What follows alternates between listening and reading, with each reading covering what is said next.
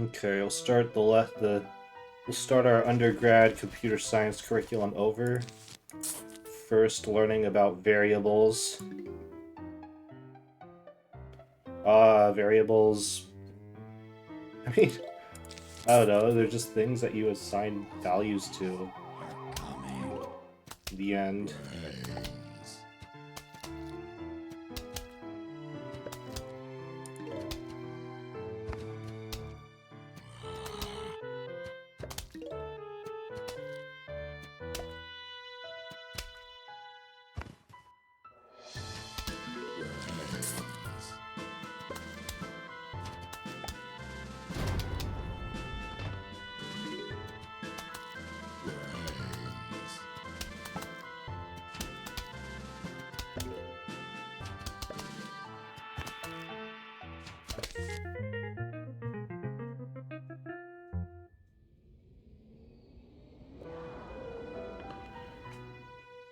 Types. Different variables have different types, which means you can do different operations on them. There's like integer types so that you can add two numbers together. There are other numeric types like floats, which are more complicated, but the basic idea is they let you represent fractional values. Booleans to represent true and false. That some languages have string types. That guy's way too fast for the lawnmower thing to work.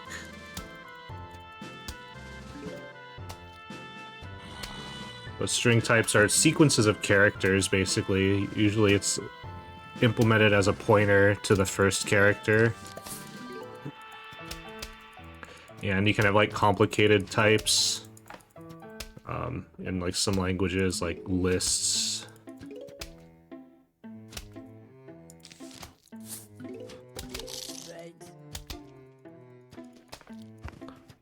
But so usually there's like primitive types and non-primitive types. Wow, okay. Probably should have actually doubled up here, because this thing could get eaten.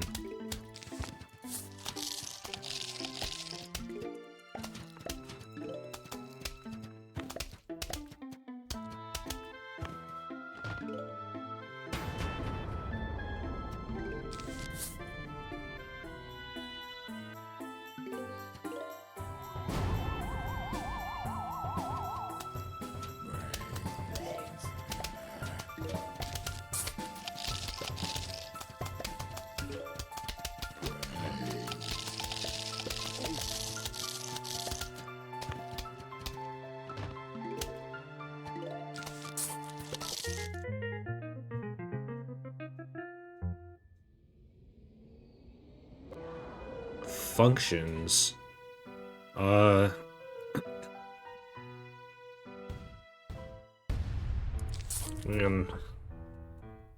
function just... It's basically a pointer to a list of steps that you undertake. That's all it is.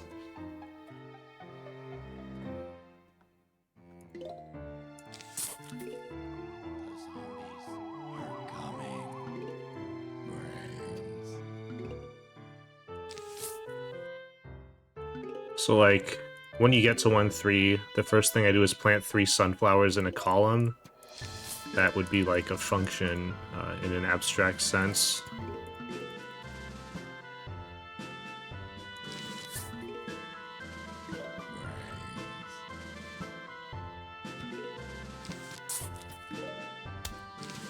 I've never really found abstractions to be very helpful when you're like doing like an introduction to programming. I found them to be way more confusing than helpful.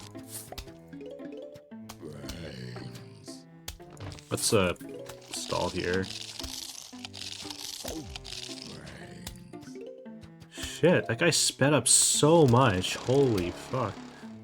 Okay, now we can just cherry in the middle.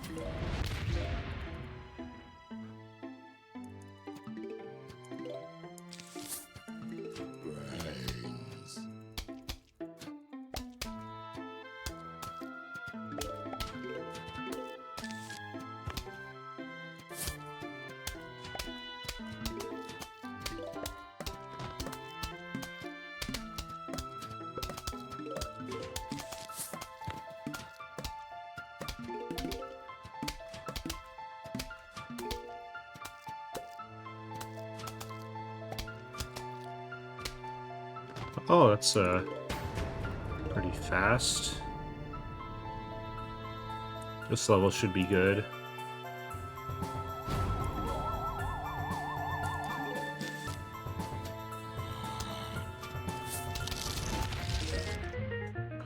Parameters. So functions can, I don't know, they're basically when you execute steps, you execute them on an input. That's what parameters are, basically.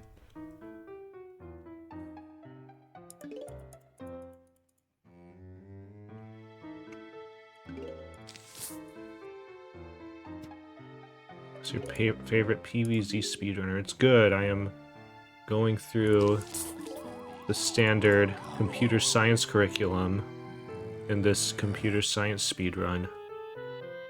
Just noticed the level names, yeah.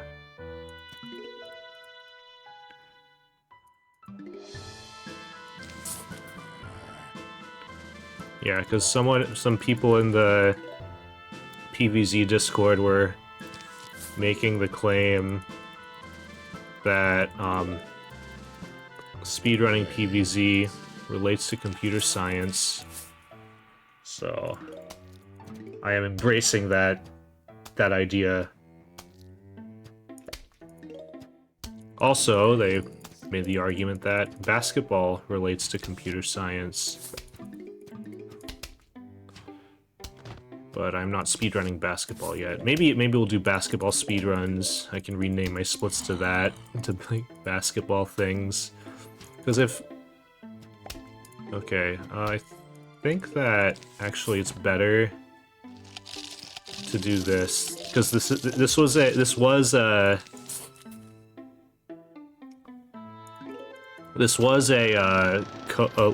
multi-cone preview, so I think that this actually might be better. This was a 3-cone preview. Computer Science, the kids game, yeah. The argument is that, the argument was that, this game requires you to do problem solving in a similar way that, like, programming does, which, you know, not really, in my opinion, but that was the argument.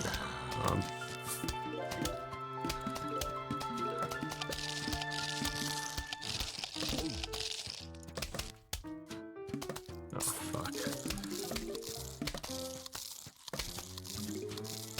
Does computer science relate to computer science, though? One could make an argument. I think it's a decently compelling one, that computer science does actually relate to computer science. I will say that, there are people who say that software engineering doesn't actually relate to computer science that much. Oh, yes, yeah, in computer science you place plants in front of zombies, yeah, pretty much.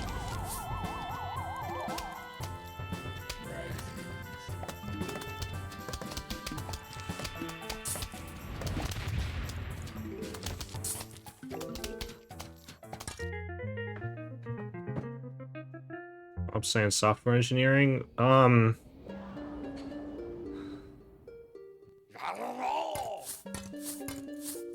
it's kind of like, software engineering, it's basically like, it's actually a lot more similar to, like, the difference between, like, a science and an engineering discipline. So, a science discipline is like the theory, and the engineering discipline is the application of it. So software engineering is kind of the application of computer science. I think that's kind of the right way to think about it. So.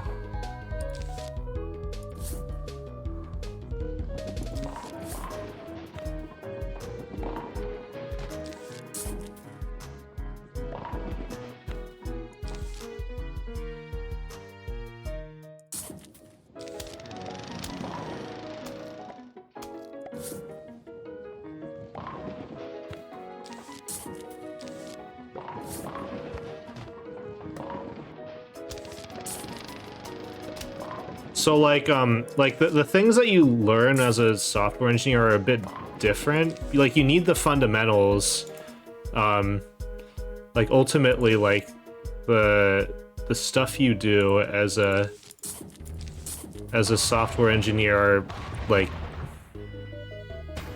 the fundamentals are the same, but the specifics can be very different. Like very like stuff that you don't necessarily learn, like in just standard computer science. So in computer science, you learn about fundamentals. So like, for example, if statements, like I use if statements all the time. Using if statements is very important. But then if you go to like, there's like ways of kind of constructing if statements in different ways that sort of solve the business problem that like abstract your business problem in a different way. So that's not something that that you often think about. So yeah, or for loops, like for loops, it's fine. But like with if statements, like a lot of times, like in like classes or even in like some like junior engineers, they'll like use a lot of if else's. Actually in interviews I use if else's just because it's simpler. But like in general, you don't want to use if else's as much in like a standard software engineering scenario, because oftentimes there's a better way of abstracting the problem.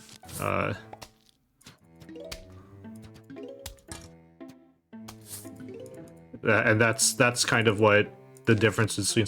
So like sometimes you see like these jokes about like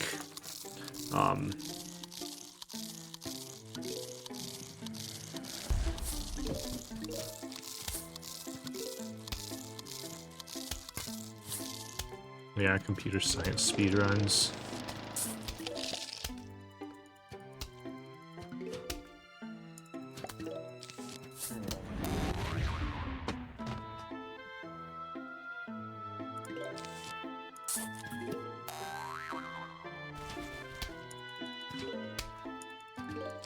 Because like basically what I mean is that there are a bunch of times where instead of implementing like an if statement in like software engineering, like what you implement is a map of like something to a function. Functionally, it's the same thing as an if statement, but then it makes it easier to like add new cases to it, like those kinds of abstractions. Those aren't like, that's not a computer science fundamental. That's more of just like that's kind of like a software engineering fundamental. That's kind of the difference. Oh wait. Actually, I should have probably committed to the bottom. Oh, whatever.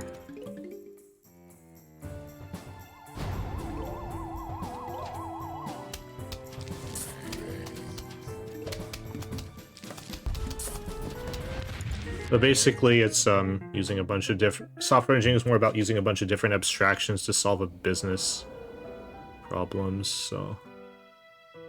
Okay, for loops, they're just a loop construct.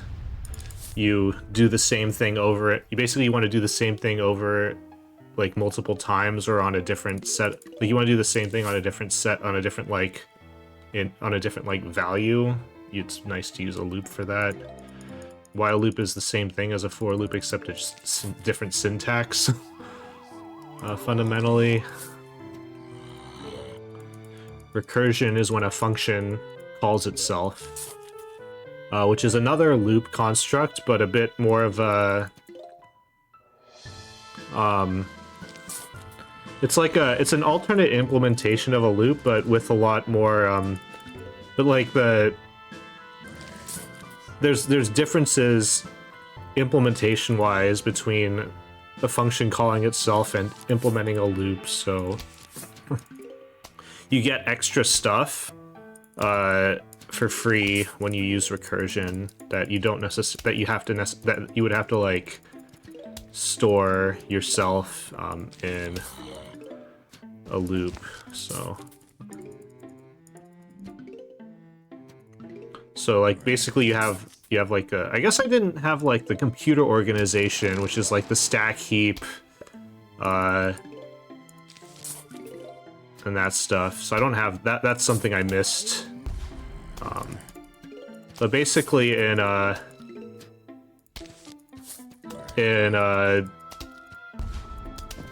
you have like a built-in stack on a computer, and if you're using a loop for something like that, you need to maintain your own stack, which is very very different, a different kind of, like it's just a lot. Sometimes it's just better to use what's given to you by the computer. Yeah, the computer organization is actually a really important fundamental that I neglected.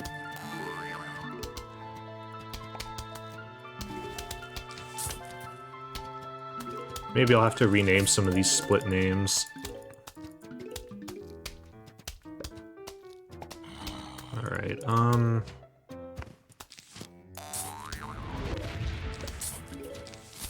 shit, that's not where I wanted to plant that actually. What's a business problem? Like, I don't know, like making a game, right? You have a product that you want to make, and it's like making a game where you that is like making a game that people want to play, right? That's a business problem.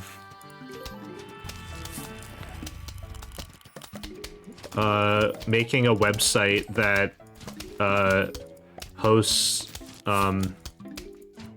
video game streams, so people can watch other people play video games.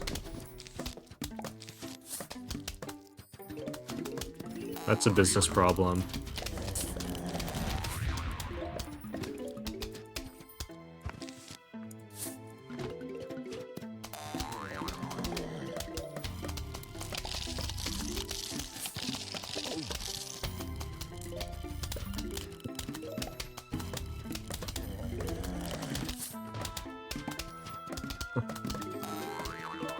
Galactic algorithms.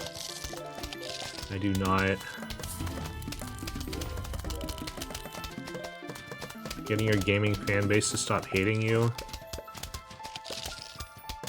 I mean, yeah, but...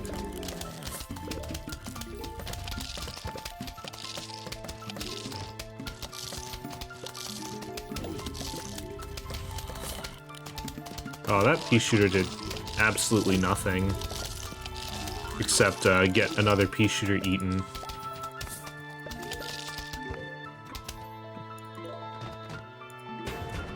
So I can't say that it did nothing.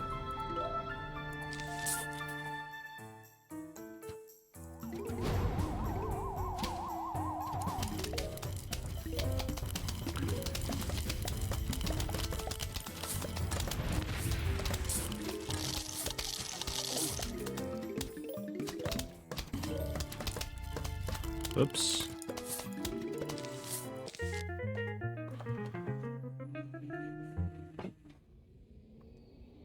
Am I a computer man? What?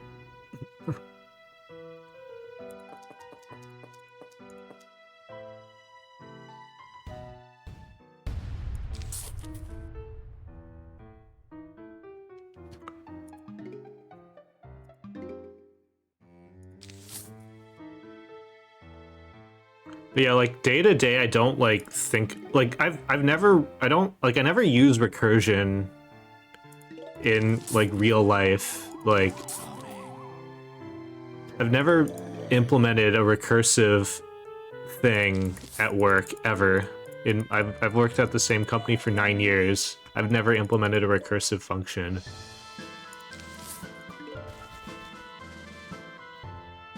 It's like a fundamental thing in computer science, but there's a lot of downsides to like doing it practically.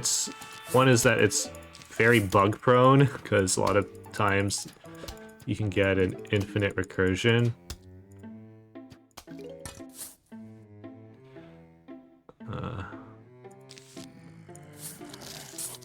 I'm computer science.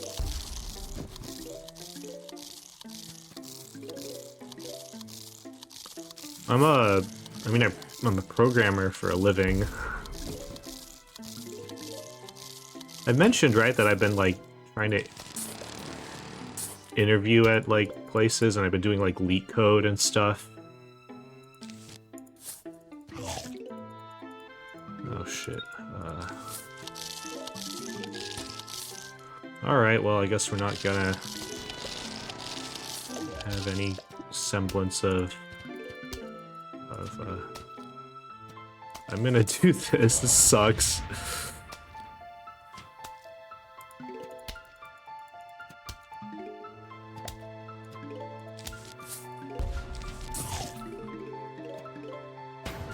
I really need the...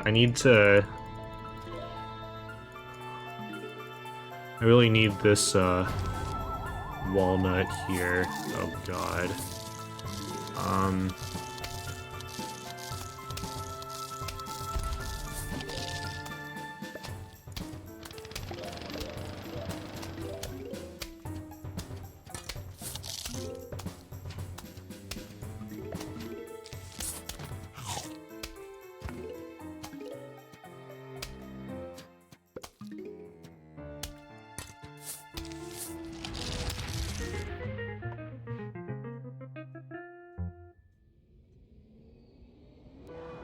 And then pointers. In a lot of languages, pointers are not really a construct you think about, but in like C and C++, they are important, and they're just important to know. But it's just a type that is a memory address, which is kind of annoying because at this point, like in normal intro classes, you haven't actually learned about memory. So that's the main reason why, like, at least that's why I had a hard time with learning pointers, because I didn't understand what memory was.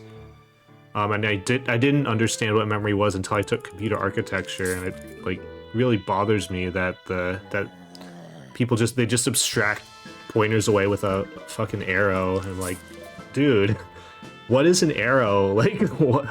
Why? But basically, it's just a number, but that number represents an index in memory. It's like...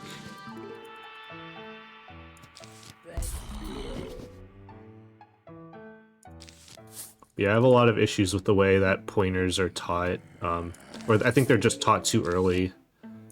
But it is very important to know them, because like passing stuff by value or by reference, it's basically because of pointers, and understanding why in like more complicated languages that's the case. That's very important.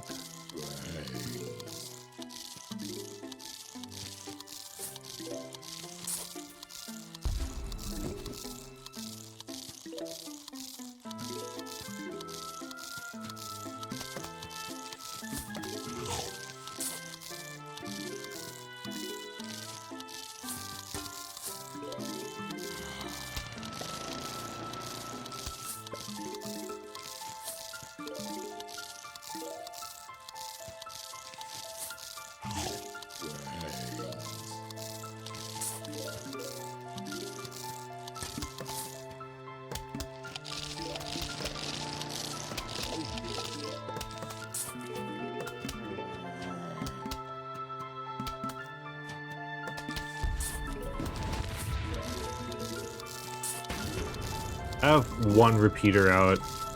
Oh, this is something. Is this it?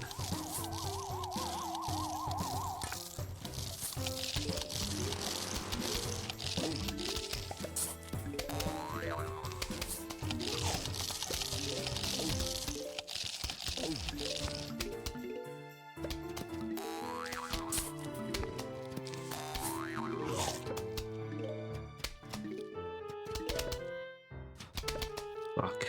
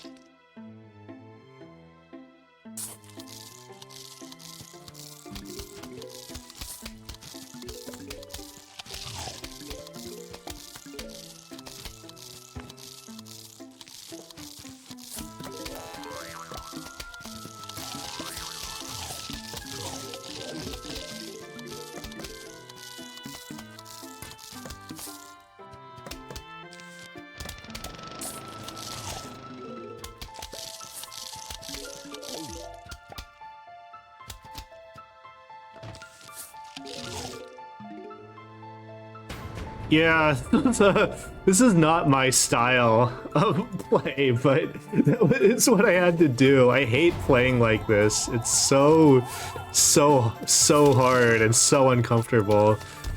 But that was the right way to play it. So, like, it's just not the way I like to play. I like having all my repeaters up, but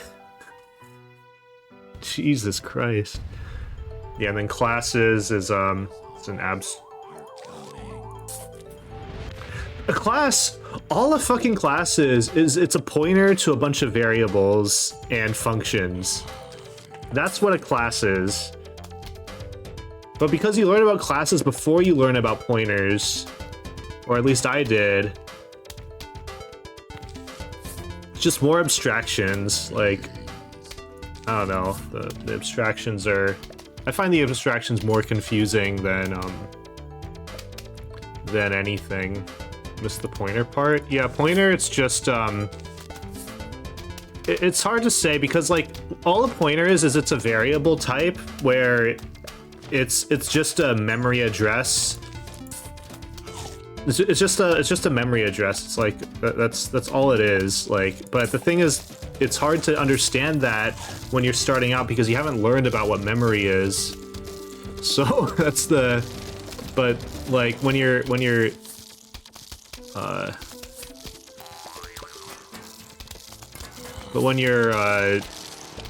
learning about this shit, it's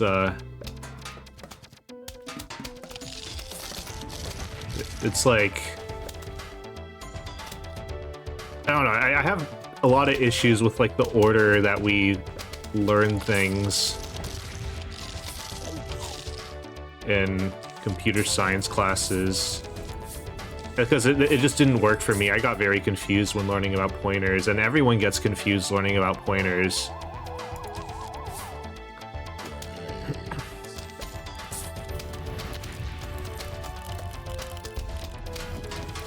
Like, I don't think anybody who's taken any kind of computer science curriculum has understood what pointers were until they, like... I don't know, I guess people who are good, who are, like, able to handle, like, abstractions and ambiguity as an undergrad are able to, but the thing is, if you're an undergrad, you're, like... It's not a thing.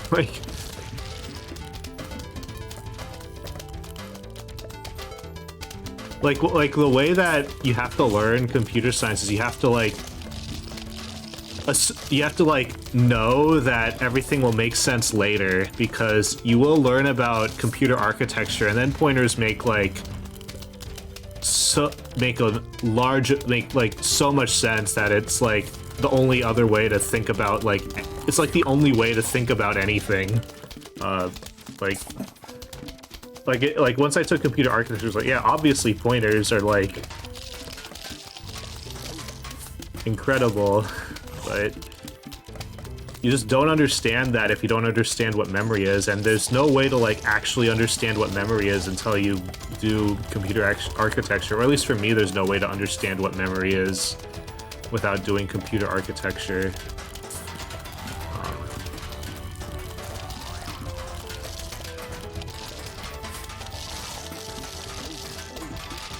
Game is not giving me cherries anymore.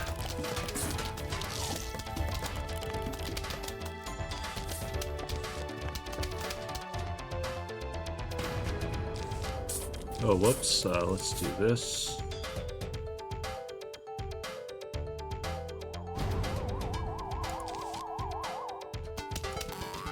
Not even getting, like...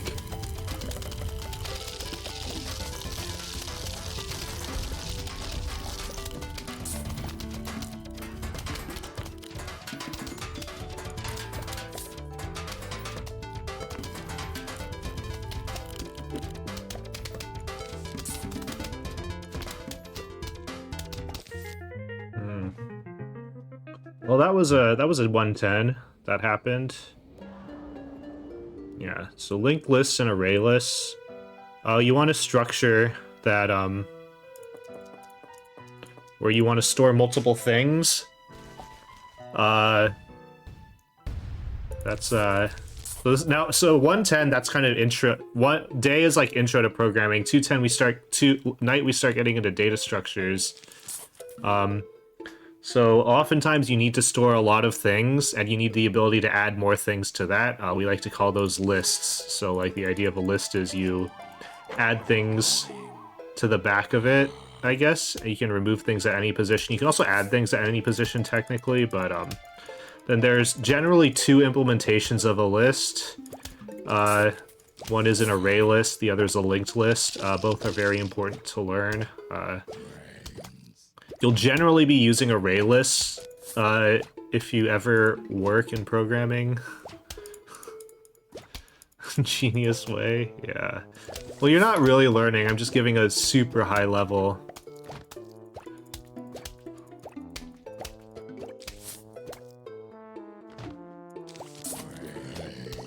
But linked lists, basically, you have like pointers to other list nodes. It's a really important construct, like having nodes that point to other nodes. Fucking of course, yeah, whatever game.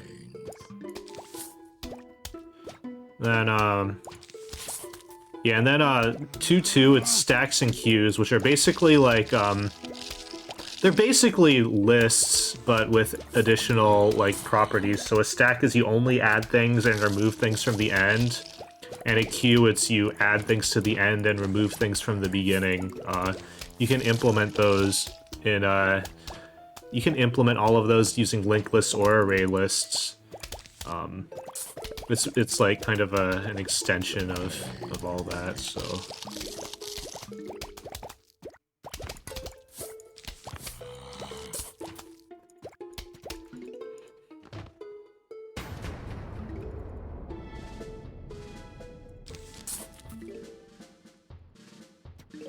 And hash tables are like actually the most important thing that you will ever learn about in computer science. Those are the most widely used it's like the most widely used construct. What? That missed? Well, that sucks. This would have been good if not for that. Oh, man. How often do you explicitly declare pointers? Are you talking about in what language? In C, you declare them all the time, but if you're I program in Java and like Python, and pointers aren't even a thing. They're not even a construct in that language. They like abstract that away completely. So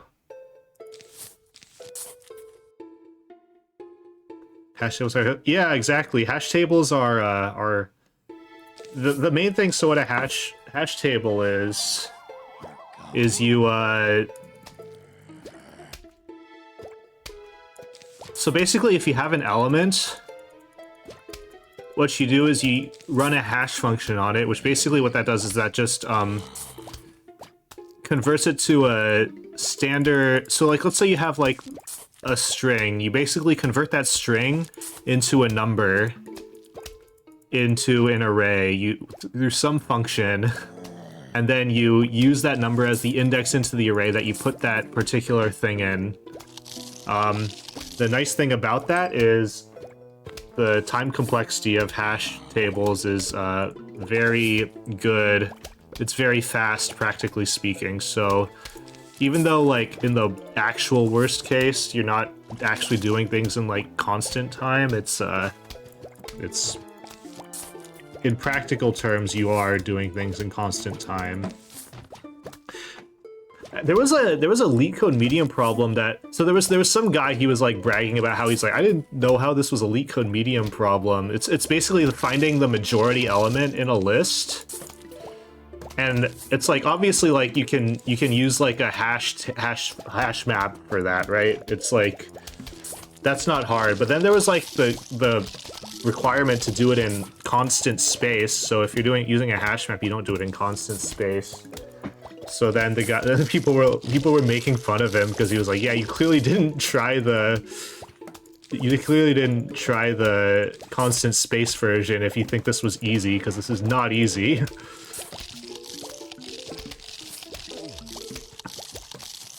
I saw that on Reddit. It was very funny.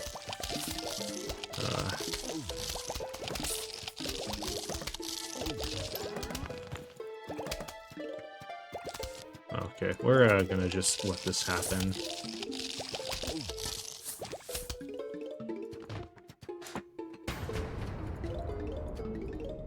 Yeah, you're not gonna know pointers, and the thing is, like, so you learn pointers so hopefully your curriculum has a class where you actually do learn C, because, like, I don't know, for me, like, understanding that a class is a pointer to a bunch of variables and a bunch of function pointers is, like, that was, like, such a big revelation in, like, my compiler class. Like, I was like, man, now everything makes sense, like, with pointers, like, I have a lot of issues with the fact that all of that is abstracted away as, like, a pointer. It's just an arrow from this thing to this thing. It's like, no, it fucking isn't. How do you represent an arrow in this scenario?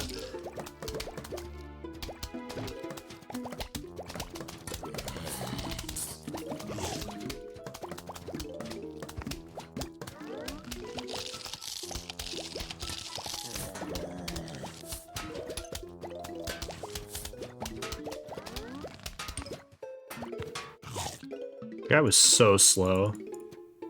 Alright,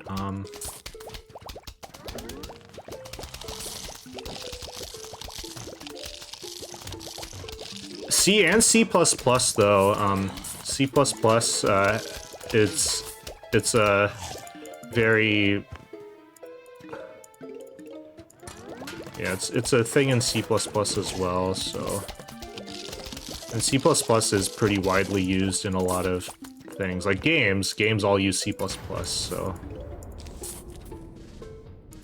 You're focusing on...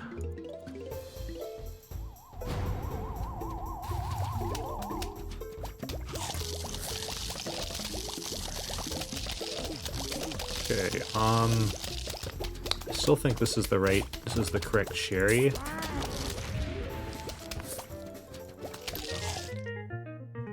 Oh, that was terrible.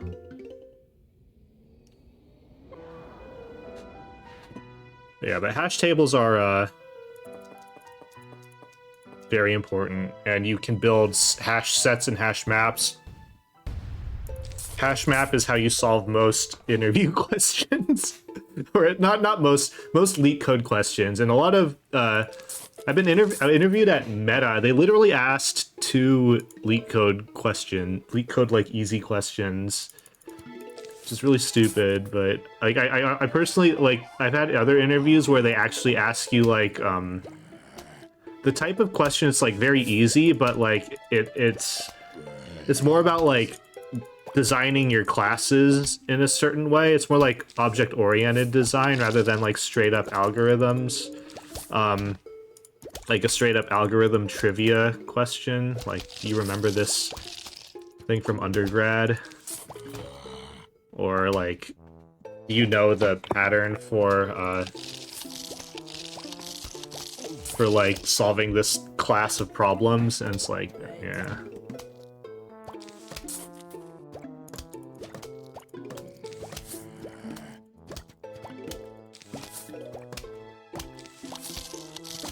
Like one...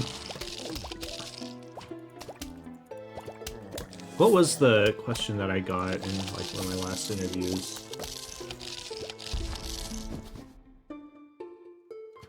I think it was designing like a state machine in code, and it's like that thing is more about, like, is your code clean? Do you, like, use, like, constructs that are, like, extendable?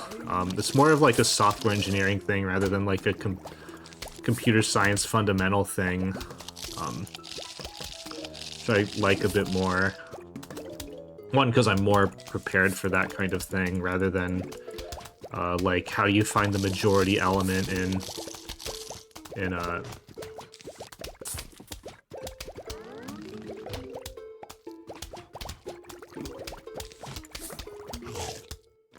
list, because I'm not prepared for that. You have to write in interviews.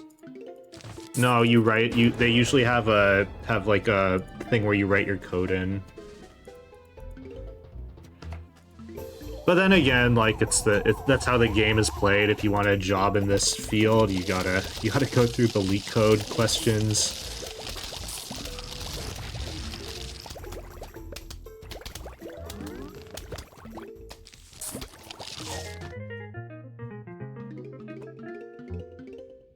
And it is like a computer science fundamental thing. Like, I think they assume that you can learn the software engineering fundamentals on the job.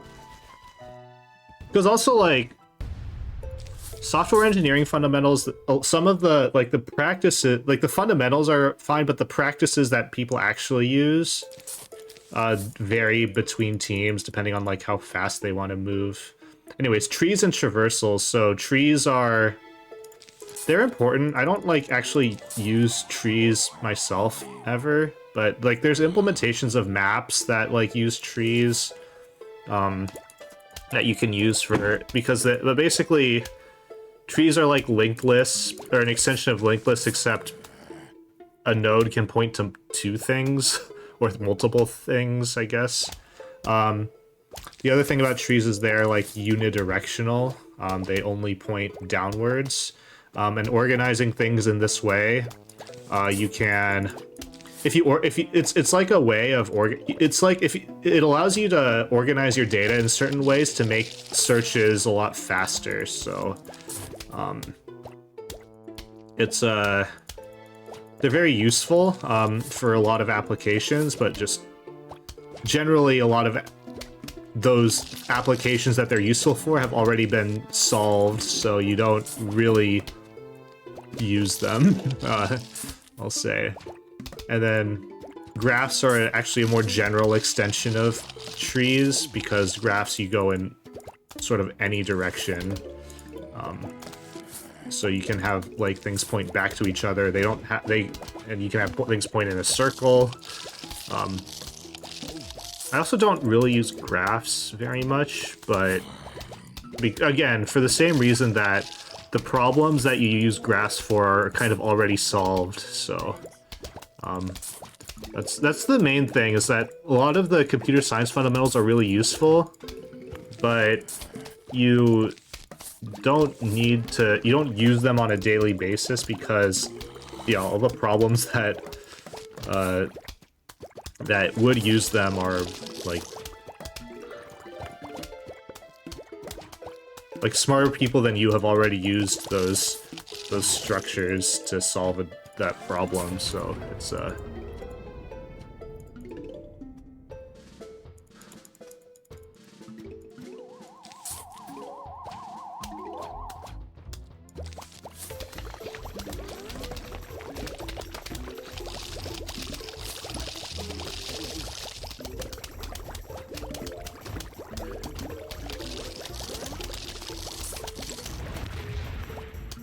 cat. Yeah, dude, my cat is so annoying.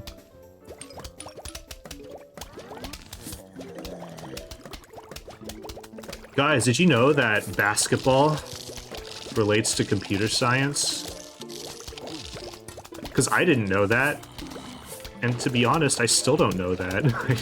I don't believe it, but somebody did tell me this. Oh, fuck. Let's do you. I guess,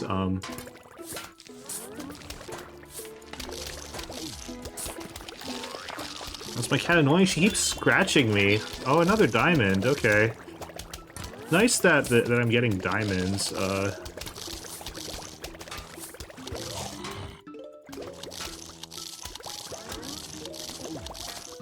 what is this?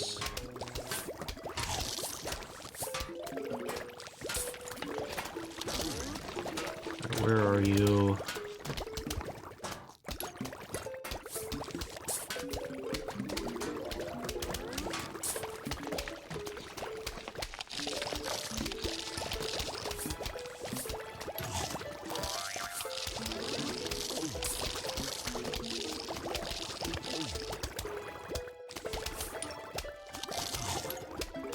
What?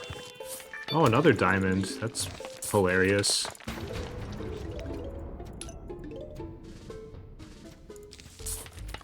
One of those hilarious money paces.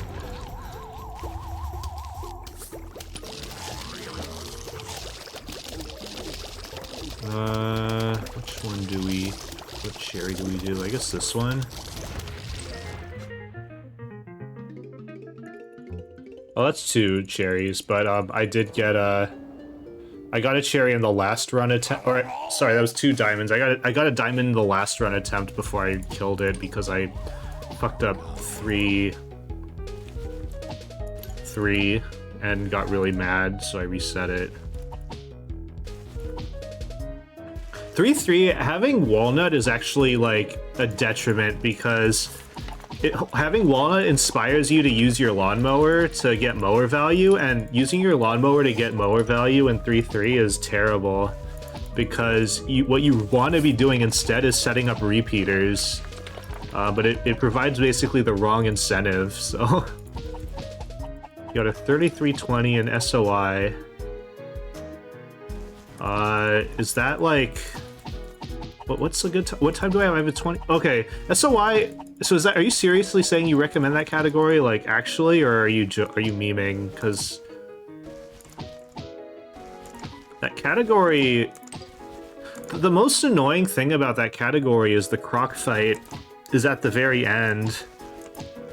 And it's like, there's like actual RNG where you lose like 30 seconds in like a 29-minute category. Okay, you're memeing, good. Because that's... I mean, I see the I can kind of see the appeal. I just don't think it's like that interesting. Like you do like one skip, like one door cancel, and you do like one zip. It doesn't really... It's not, like, glitchy enough to be fun, and it's not, like, hard enough, I think. Like, the hard part is, like, not killing that rabbit guard at the end. Like, that, which is, like, a stupid... It's kind of a dumb difficulty, right?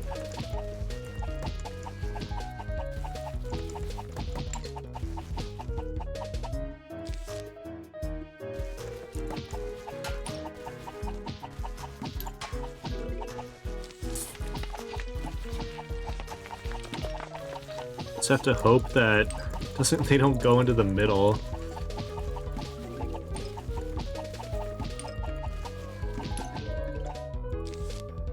God damn it! Are you fucking kidding me?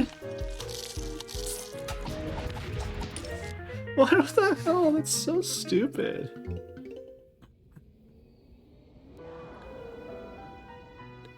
What I did like, when grinding that, I did learn about how my gameplay was inefficient a lot.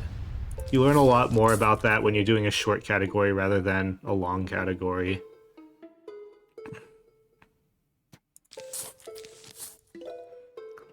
So I did actually, like, my gliding was actually optimal and my glide paths were bad. And I learned, actually, like, was timing glide paths, which I don't really do in any percent. Or 100, like, I definitely don't do it in 100%, but in any percent, or in that category, you kind of have to if you want a competitive time, so... So it probably actually is your gliding, honestly. Like, the gliding makes a big difference. Oh, you know another way you lose time? It's like the second hostage.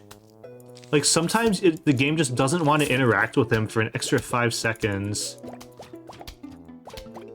Yeah, I mean, that's fine, but, like, No, you're, like, I think people do underestimate how important the glide paths are in these games, like... It actually is really important in Season of Infamy. I don't know if I can, like, overstate how important the glide paths are.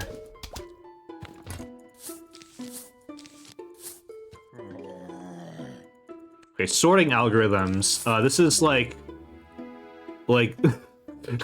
for some reason, sorting algorithms are like apparently the most important thing for computer science students to know, because every frickin' interview, like a lot of interviews like really want you to know sorting algorithms, or they test some, like they ask you to implement some kind of sorting algorithm. It's like really weird. I understand, like, pedagogically why they're pretty important, but they're important as like a means to like teaching about other concepts. Like there's no value in like the sorting algorithm itself. That's because sorting is a solved problem. It's but I don't know.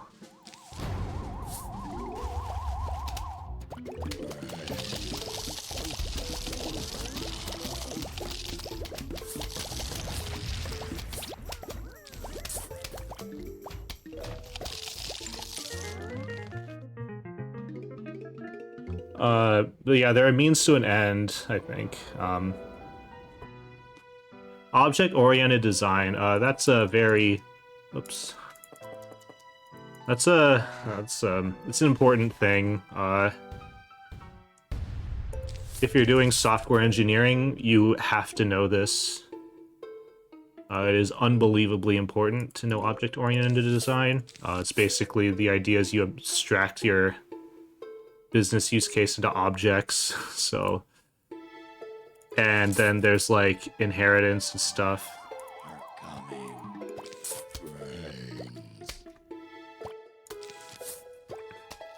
So, like, if I'm implementing a game like Plants vs. Zombies, right, you would have some kind of level object that, like, basically, it would say how many tiles it has, because, like, pool and stuff have this, and it would say how many, like, pool lanes there are, like that kind of stuff. Also, how many, like, what kinds of zombies can spawn in there, so you would have, like, some kind of object for that.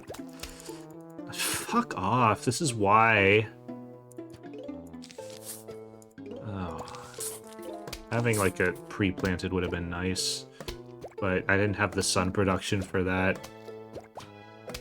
This kind of shows why I like the idea of pre-planting scaredies there.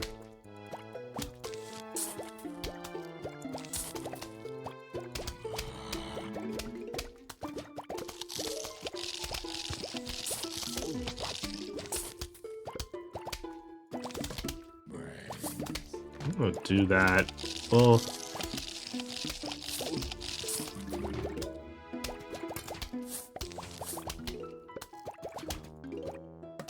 I was worried this was gonna happen, but it doesn't matter too much. I do have, like, some firepower there already, so it's not like... And it's not like I can plant another scaredy anywhere else. Okay, there's nowhere else to plant a puff shroom.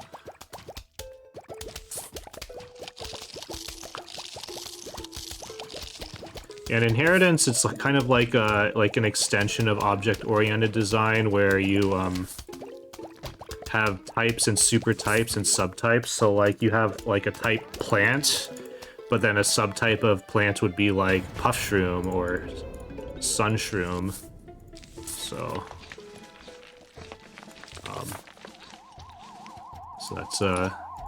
that's kind of inheritance. That's the basic idea of inheritance.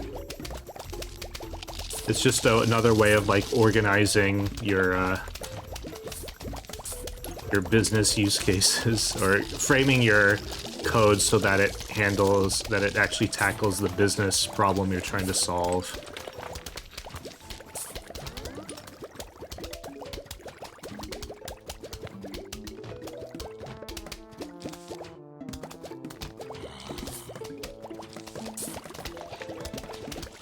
I want to use my scaredy or my hypno at some point. Oh, fuck.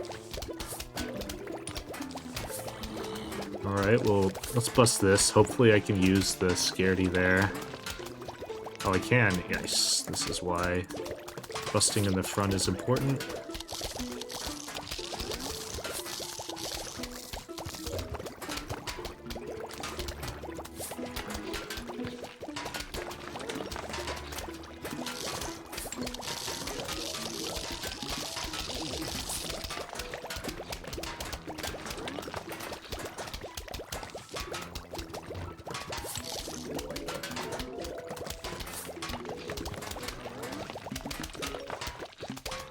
Yeah, I pulled out of RLAD. I did not want to do that Arkham run.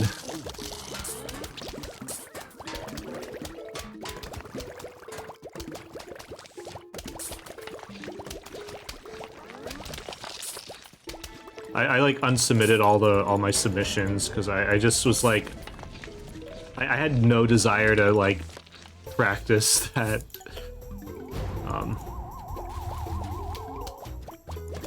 Okay. Well, this is interesting. Oh wait.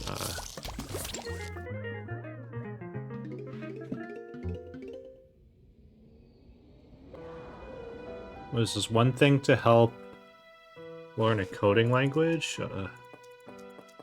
What's that question? I don't know.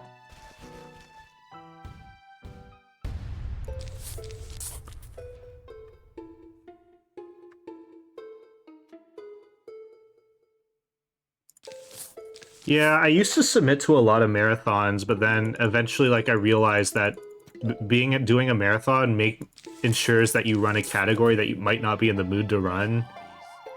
And for something like Trilogy 100%, that's a big commitment. Like, it's such a big commitment.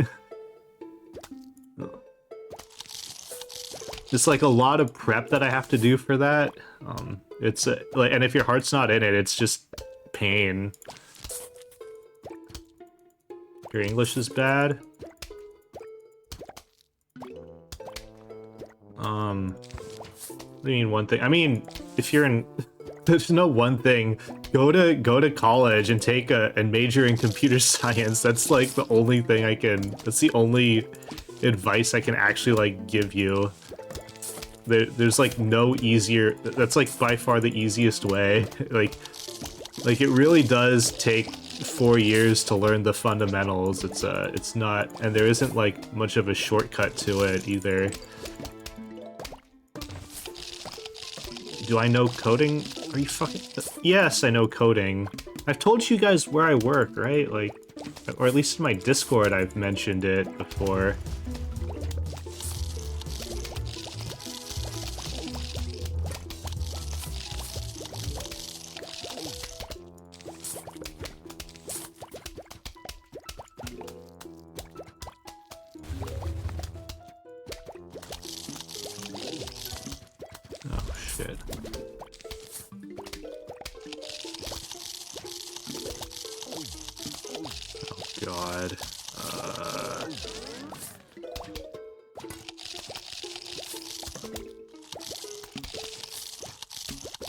This is fucking disgusting. I can't fucking believe this.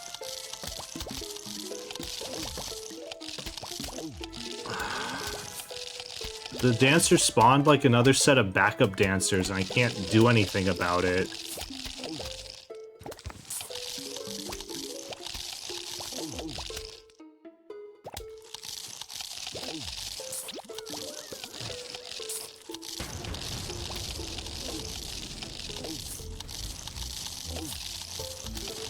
Fuck!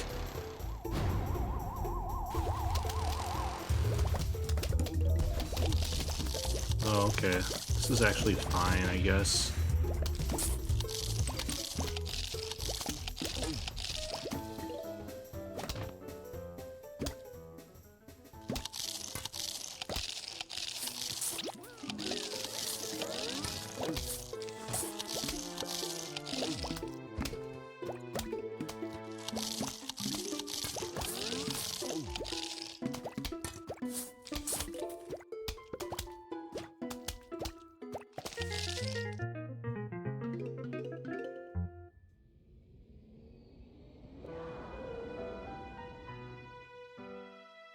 Yeah,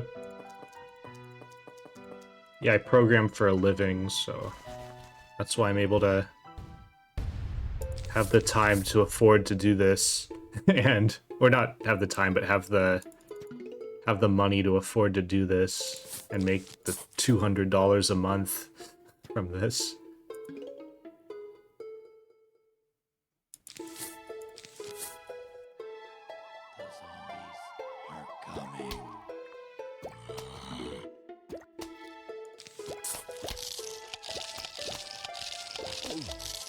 So I'm good at PvZ. The thing is, I'm not good at PvZ, as you can tell by that 2.8 monstrosity. 200 a month isn't super bad.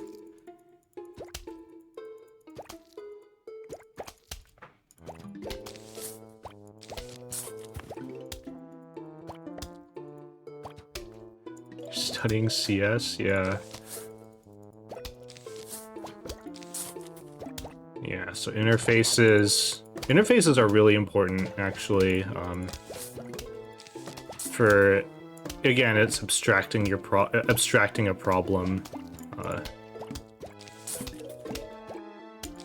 When I was in college, I didn't understand why interfaces were a thing, but after working, it's like really important. Like, I get it now.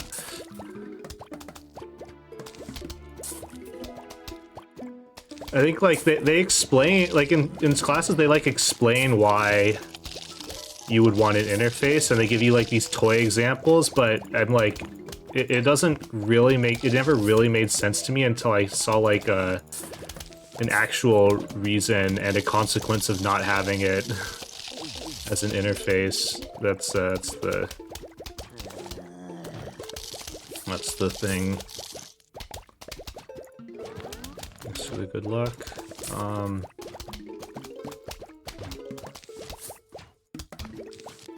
What? Is there really no, okay, whatever, man, whatever. You know what? I think that it's distracting me trying to explain all this nonsense. Yeah, and then design patterns are different ways of, like, doing object-oriented design. It's a lot weird. I don't know. I did not take design patterns seriously when I learned about them in college, because the way we learned about them was they give like toy examples, and like toy examples don't help me understand anything.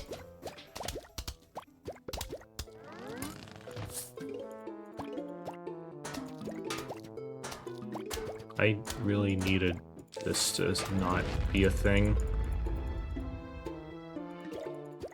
Ah, yes, this is the...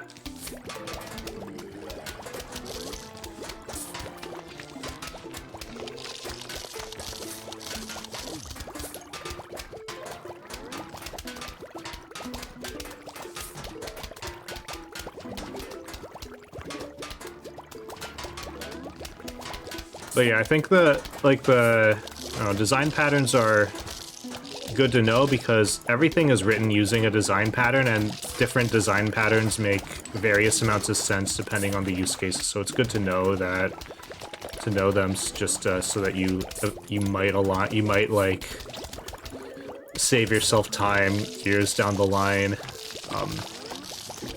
if you use a good design pattern.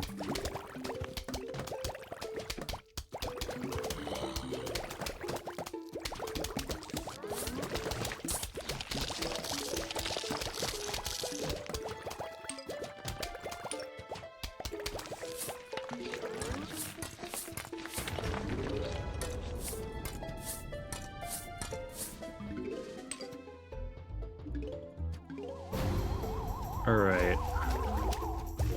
Dancer. Can you walk forward? Thank you.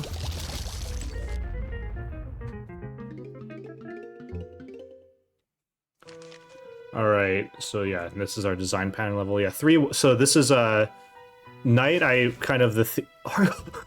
Look at that 6 stack. That's cool. But yeah, day it's like intro. Night it's mainly for object-oriented design, so that's what the kind of the theme is. Can you start firing? And can I get like... Alright, we're doing that. I have a Doom if things get really bad, which they might be. I have another Doom, that's good.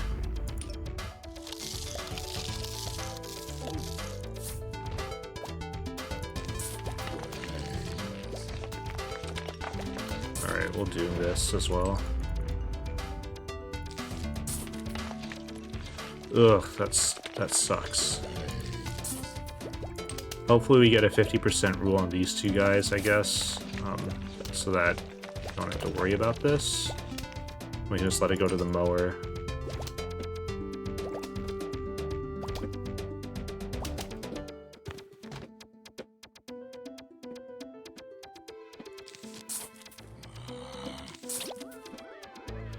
PvZ is mostly skill, but there is a big RNG component that is very frustrating to deal with.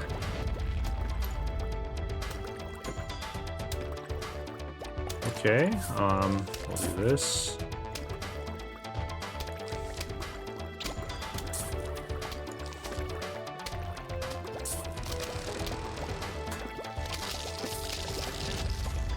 That should be wave 9, so that Doom was correct.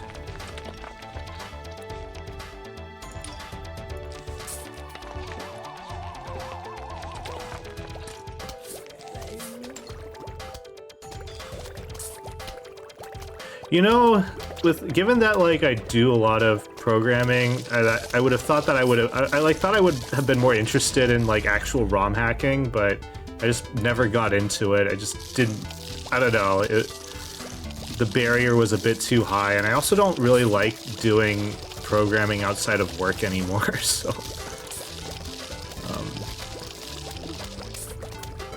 that's a lot of footballs. What the fuck? Oh, Jesus. Oh, please. Okay.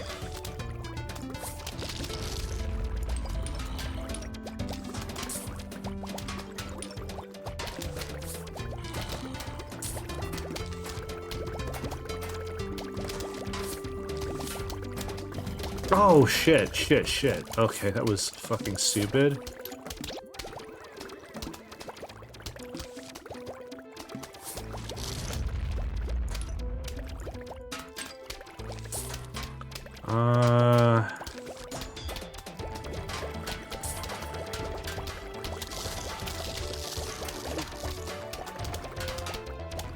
I continue when I'm 1 minute in the red? Well, I'm giving a lecture here.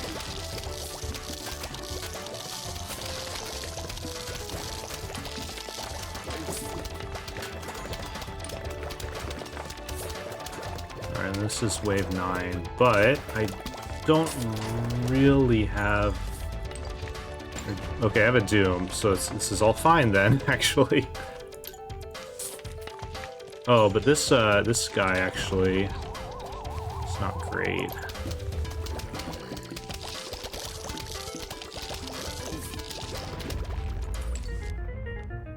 Okay.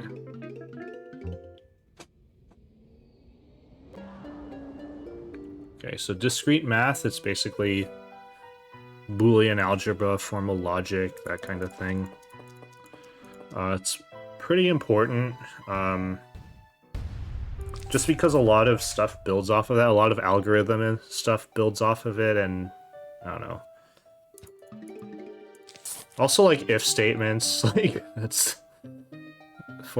just formal logic.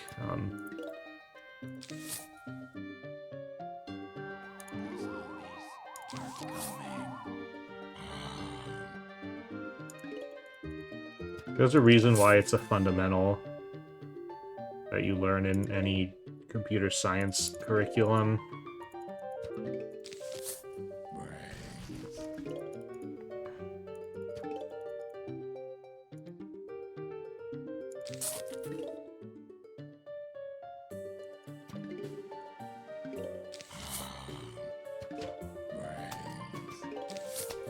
Oh shit, okay. I did not plant a potato mine.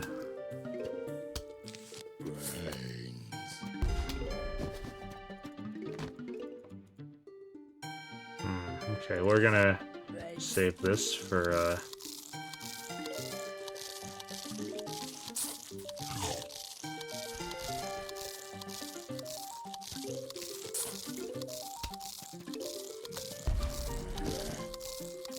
fuck.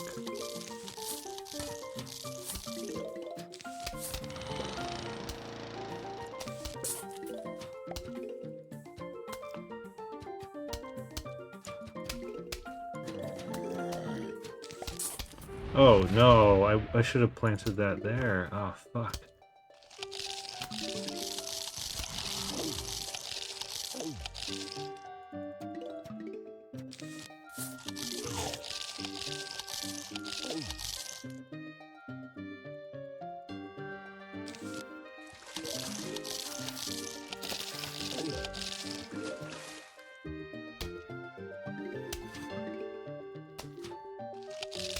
Dude, can I get sun? Like, I need 3 sun to deal with this in, like, a sensible way.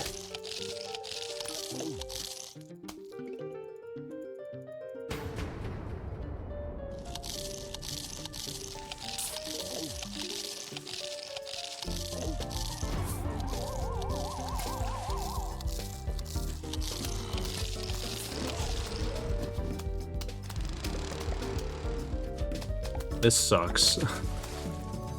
Oh, fuck. This guy's just way too fast.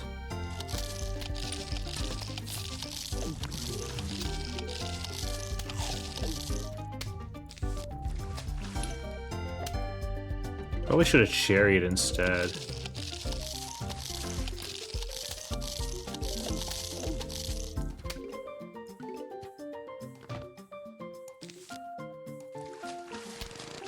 Okay, 2 sun. I just need.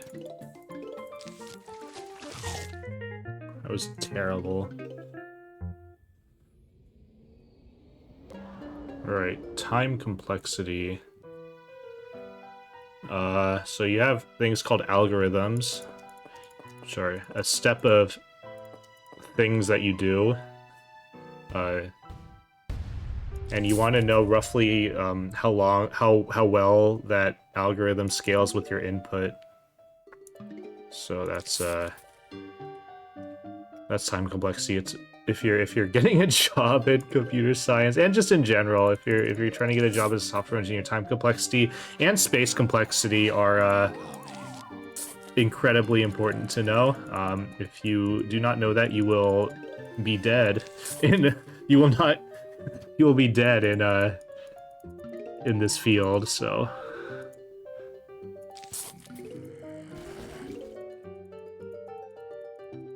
People always like go on about how useless different things are in computer science, but nobody has ever said that learning about algorithms and time complexity is useless. So I don't know why I did that. Like, I really should use the mower.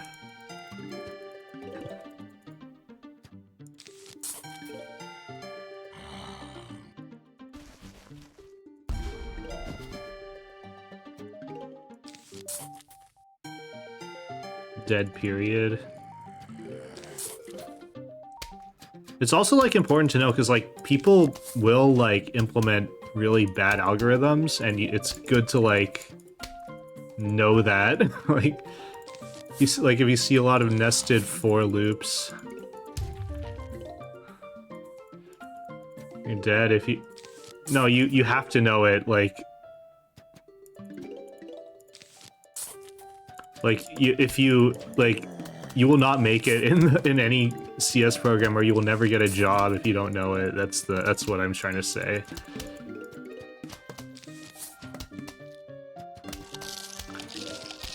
Oh, okay.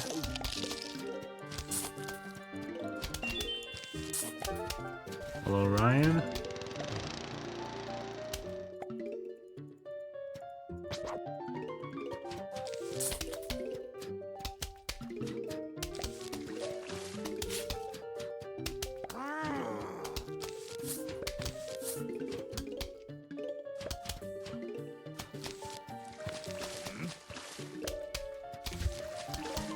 This is a terrible level.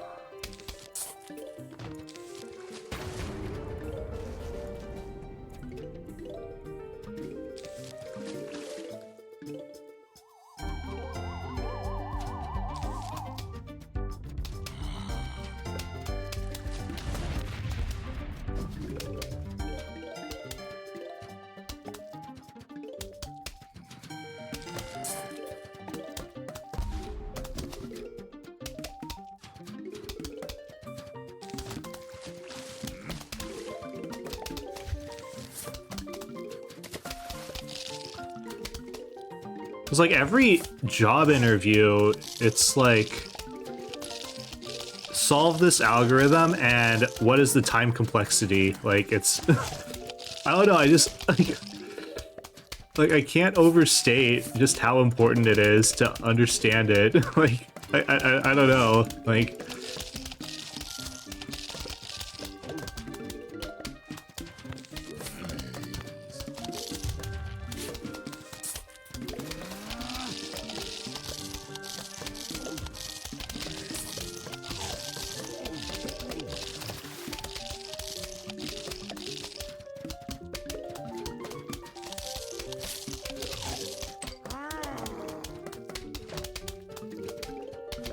cool, I got the football.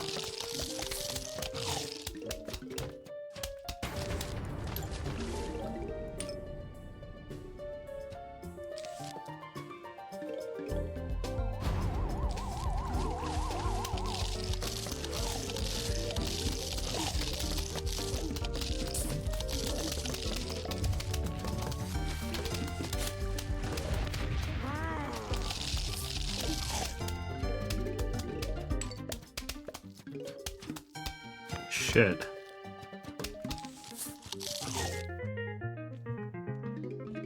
Why did you think this was Minecraft? I don't know. Okay. Alright, so now with algorithms, there's different types of algorithms. So sometimes with problems like that you want to have an algorithm for, you need to, like, sometimes, very rarely, there's a characteristic about that problem that makes it so that you can do a greedy algorithm. And a greedy algorithm is just that the example of a greedy algorithm is, so if you have if you want to give change for like $1 and you have quarter, dime, nickel, penny, right? If you want to give change for $1, the algorithm for that is give them as many quarters as you can, or change for any amount of money. The algorithm is to give as much change, is to like give them as many quarters as you can until you can no longer give them quarters. Then give them as many dimes as you can until you can't give them any more dimes to meet that amount, and then give them nickels and then pennies and so on. That's a greedy algorithm. There's a more generalized change algorithm that doesn't, because it's possible for there to be denominations that don't lend themselves to a greedy algorithm. It's very rare for them actually to be able to, but basically the US money system is designed so that you can use that greedy algorithm. So, but yeah, there's yeah, so that's a greedy algorithm. They're very rare to be able to use them, or not to be able to use them, but to be able to use them to generate like a correct answer. Wait, what? Oh shit. I didn't realize there were two of them there.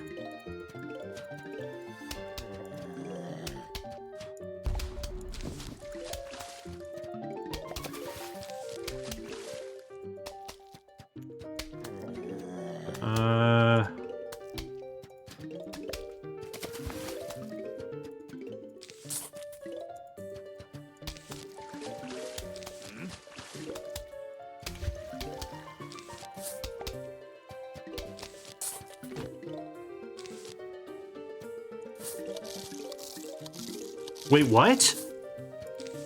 That guy? Oh, fuck off, game.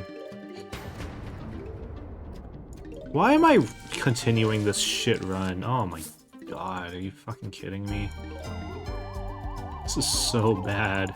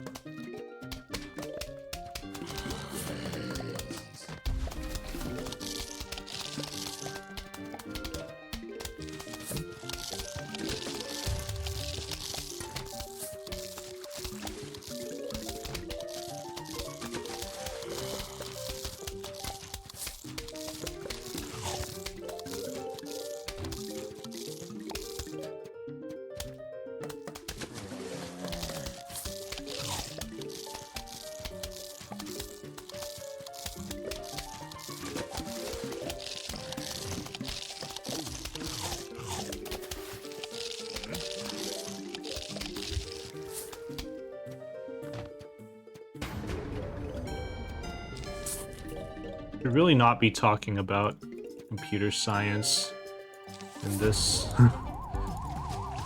in this category.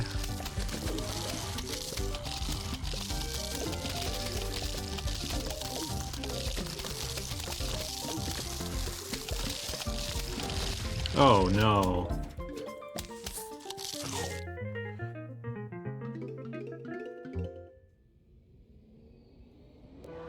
So divide and conquer algorithms, basically it's a way of recursively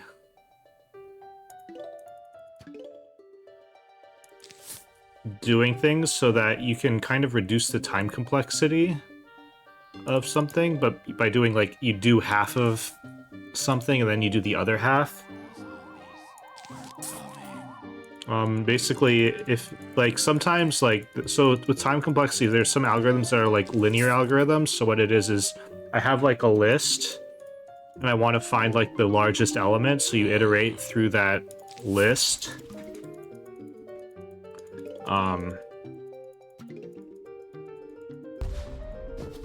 And until you find the element that, or you iterate through every element.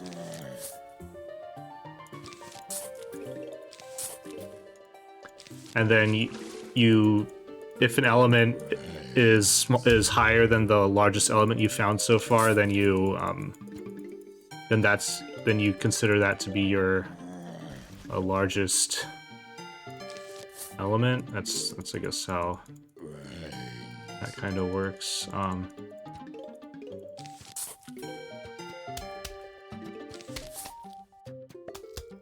Not using any mowers. I don't know why.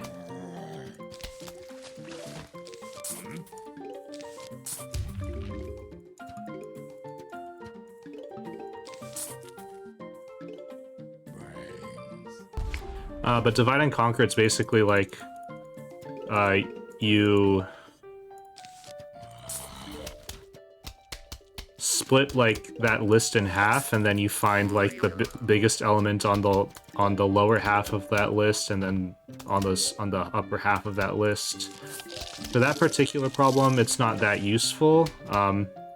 But for other things, like for sorting, divide and conquer lets you actually reduce the time complexity in kind of a non-trivial way. Okay,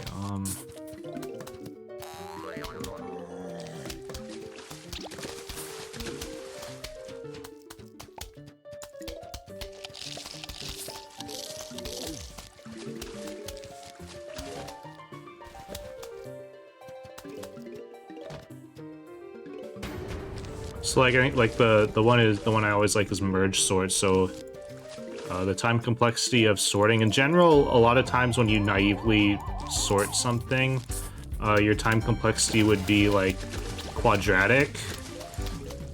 But the optimal time complexity of like any, I think people have actually proven it that the best you can do for sorting anything is I guess like n log n. So that means that and the reason why it's log n is that you're able to operate on a subset of the input in a lot of scenarios. So, and through divide and conquer, the dividing itself. So I guess the typical thing is if you have a sorted list, you can do something called binary search, where basically what you do is if you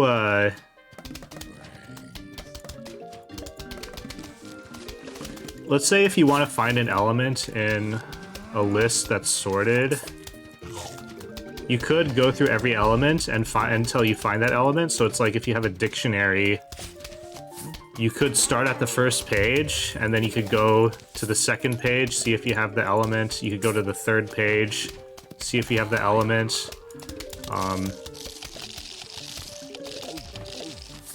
But that's, you know, very slow. So what you would want to do instead is, I mean, you kind of do a similar thing in general, but like what you do is like you go to like the letter D, right? And then you find the word, but or what you can do is you go to the middle of the book. The middle of the book is either so let's say I want to find the word like plants, right?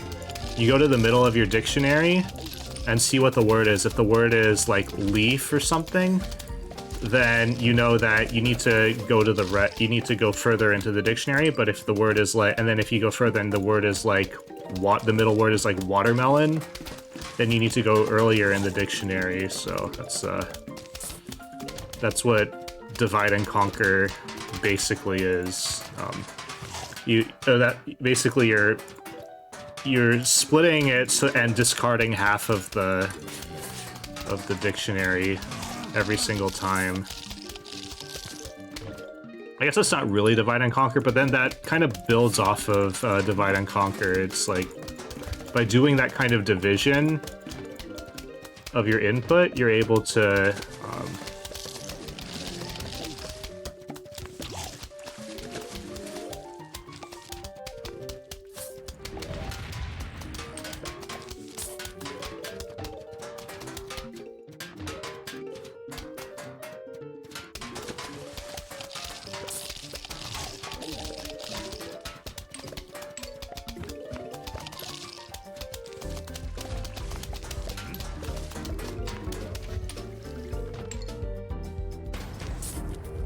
are you able to like save time and how long something takes.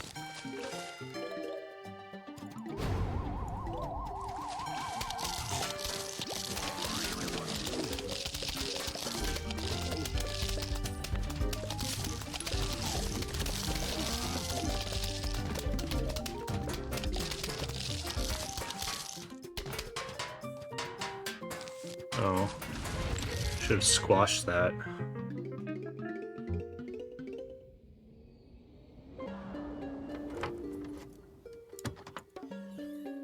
Alright. Dynamic programming. Oh man, dynamic programming is like... It's basically you... So there's an idea where if you have an input and you want to find like...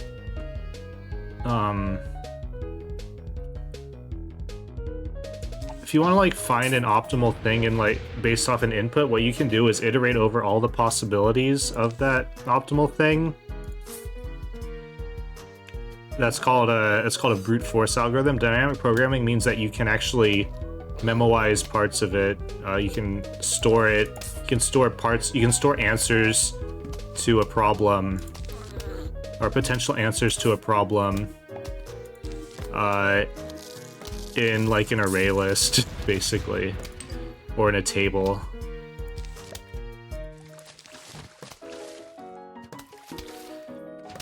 and use the answers to certain problems to solve sort of other instances of that problem.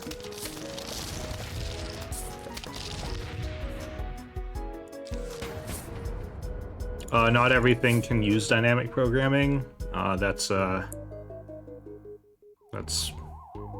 it's very helpful when it is useful. So like when the classic like one is like string matching. So if you have if you want to know how many like replacements or insertions it takes to convert one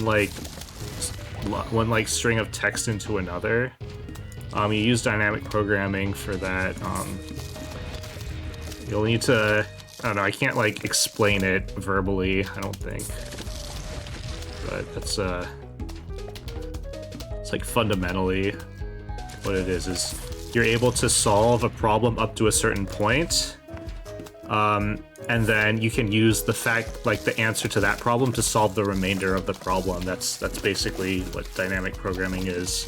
I guess the other example is like Fibonacci sequence, like finding the Fibonacci sequence of something.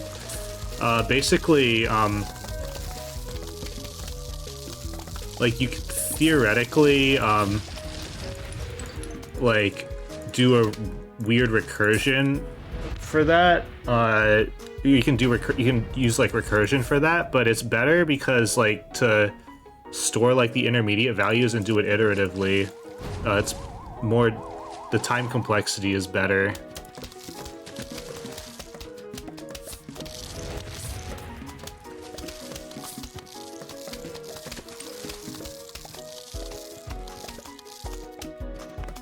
So I think that's also like kind of the canonical example is Fibonacci. Basically, the other one is just the generalized change algorithm you use dynamic programming for.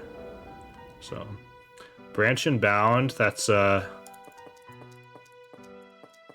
basically if you have an exponential algorithm, so brute force algorithm, but you are able to not prune. So in dynamic programming, you're actually like pruning answers that cannot possibly be the answer, but you're doing it in like a more like in a way that actually reduces the time complexity. Branch and bound means you do it in a way that doesn't reduce the time complexity, but in practical terms, it does reduce the actual runtime of it. So like for this, right? If I wanted to get like a 50% rule quickly, I could plant my squash like in the back, but like I already know that like planting a squash in the back is not going to get me my 50% rule quickly. It would have to be in the front, so you can kind of exclude that from consideration. That's kind of the idea. Maybe I should reverse branch and bound and linear or in dynamic programming. I think that it's kind of a more generalized version of it, of dynamic programming.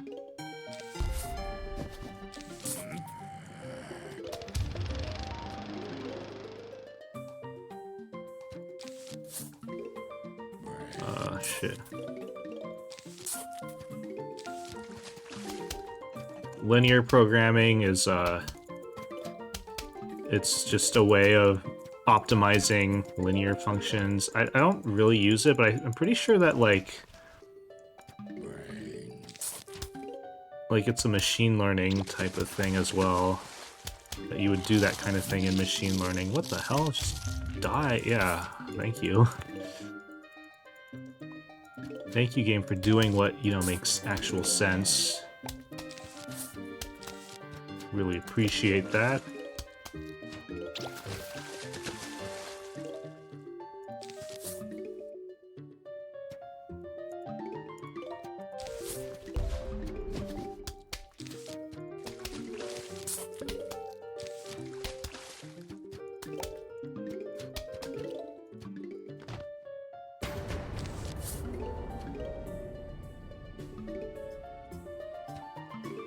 So basically you model your function as you model your problem as like a linear function, and then you solve that linear function. That's what linear programming is, like, at the end of the day. Like, that's it's interesting, but like you don't really do that, I guess. It's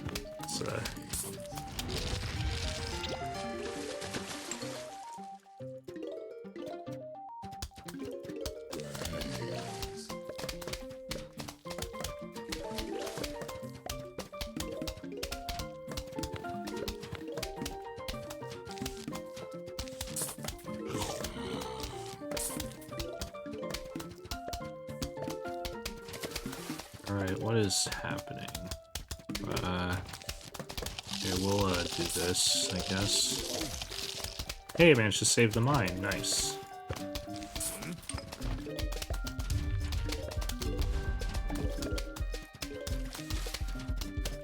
Well, that's a lot of normies.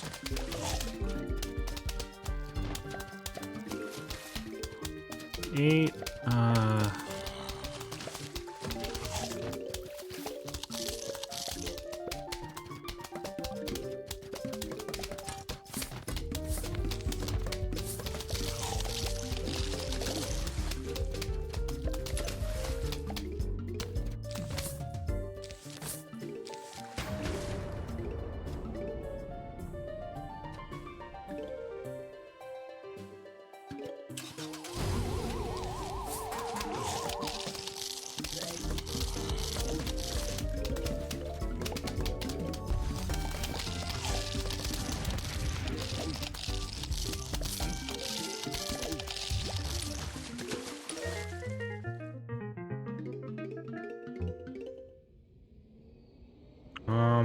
graph algorithms. Those are important, but again, like, you don't directly use them, but you have a graph. So what a graph is just a list of nodes and pointers. It's you have what is it? Nodes and vertices. So you have like a thing that has a value on it, and it points to another thing that has a value on it, and so on. And it's just so like if you say that, like, I am friends with you, then you would have an object for me, and I have a pointer from me to you.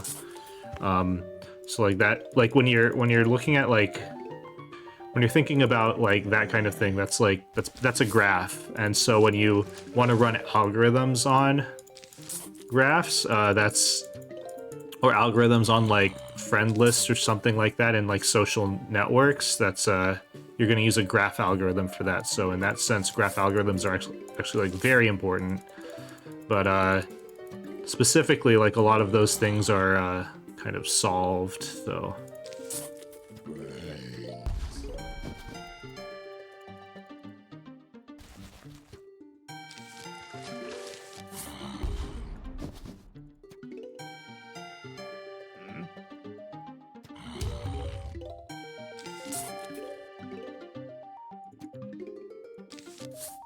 I'm gonna do this, and I want to use the squash here, but I want to use the squash after I've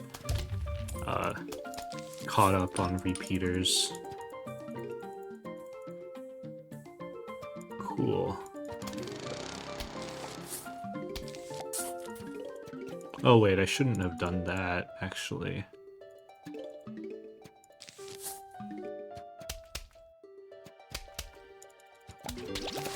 They're useful, but like at work, I don't model things as graphs ever, so it's like that's the main thing. So when I say it's useful, like, I personally don't use graphs very much. You sometimes do? Yeah, it makes sense.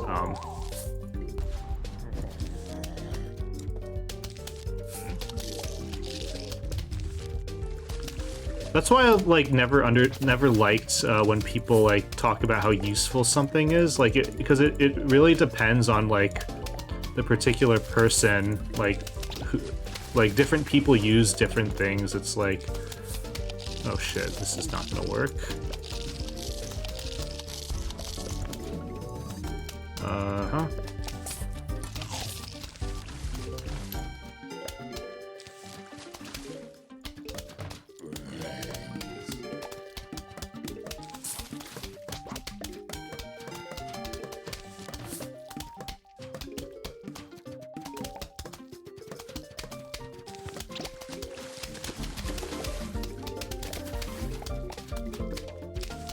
Something they call tree of functions.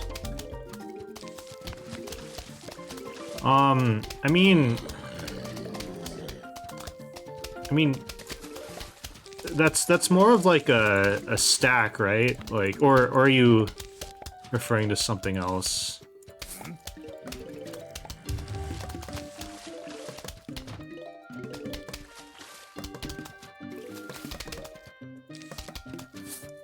Oh shit. That was the wrong thing to do. Oh god.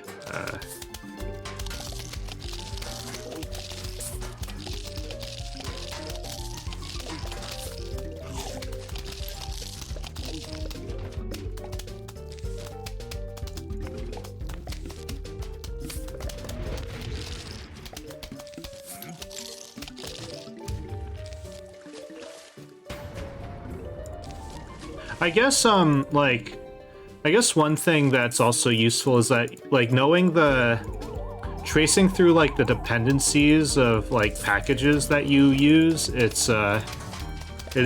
you do use, like, the idea of a graph is important, but, like, people have already written scripts that, like, do the actual algorithm part, so that's the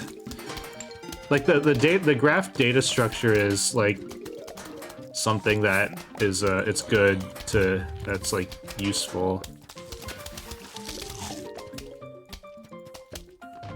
but I'm just saying that I personally don't use graphs myself at work. Actually, no, that's not true at all. Well, you use graphs to model dependencies, so like we do have orchestration workflows for like offline jobs. Reading XML as a graph? That gets a little more complicated. Usually with reading XML you have like a grammar or something, or no, I guess XML you don't have a grammar because XML you I guess with XML you have like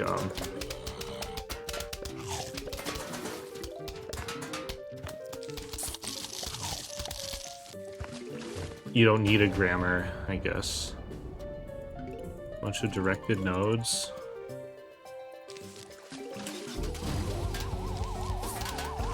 Oh shit.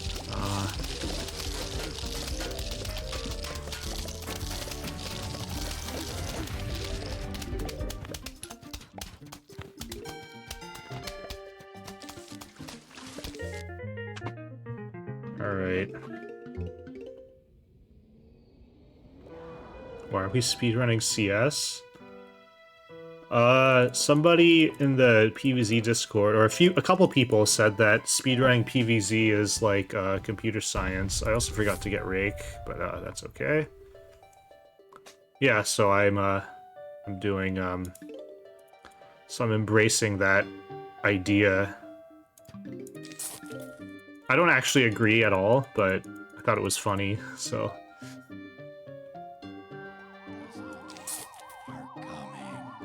And I named all my splits after, like, computer science, like, undergraduate computer science concepts.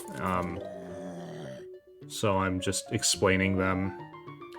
Yeah, 3.9, computational theory. The main reason why that's useful is because everybody uses regular expressions.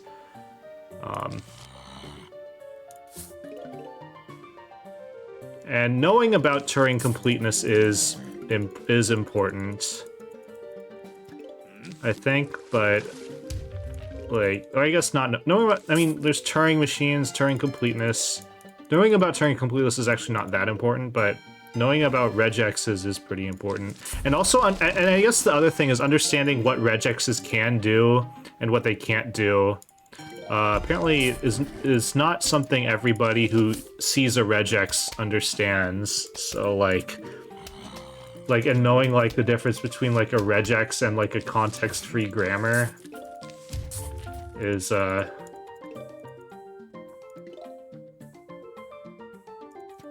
shit.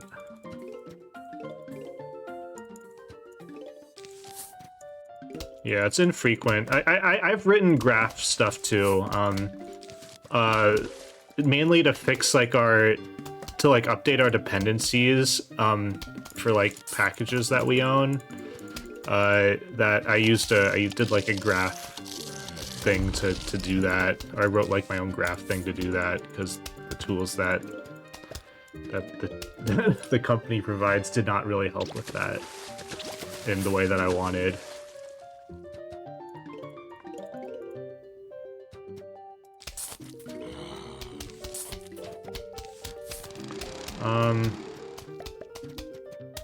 Yeah, computational theory is important just so that just because a lot of people don't actually understand that you can't use a regex to do like a lot. There are a lot of things that you can't use a regex for.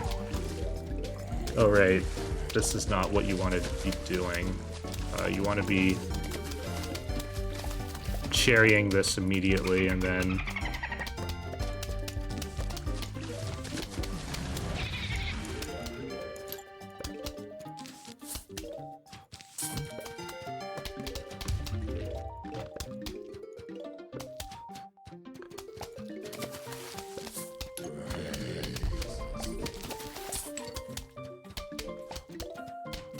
To do a slow regex, yeah. But yeah, people try to build regexes that are like super complicated, and the reason why they're complicated is because you can't actually like do the thing with a regex. Like people try to do like basically make like a context-free grammar in a regex, and like you can't like like mathematically you can't do that like correctly, so it makes regexes like really big and unmaintainable.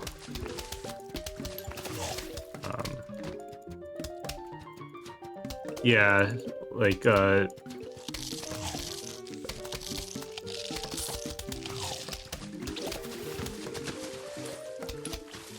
right, let's do this.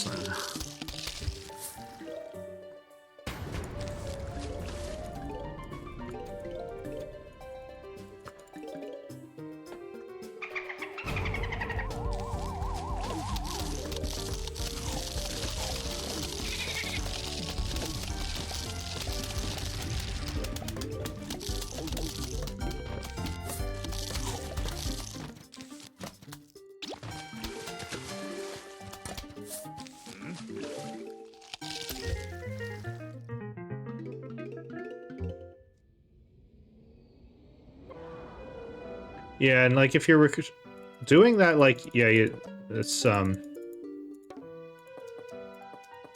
oops.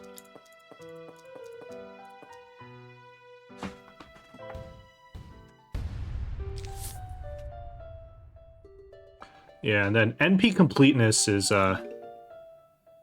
very important in the sense if you're writing an algorithm, you need to know that like it's good to know that that there are times where you know that you aren't going to be able to do an optimal solution in anything less than exponential time.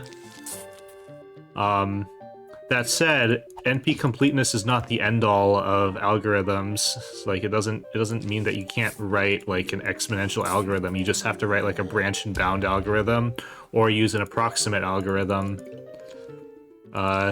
so that you can actually solve the problem. So things like I guess we'll get to it next level, but logic minimization or like routing things on like a circuit board. Like there are programs that do that, and they all use approximate algorithms for that. unexplained NP complete problems. Yeah.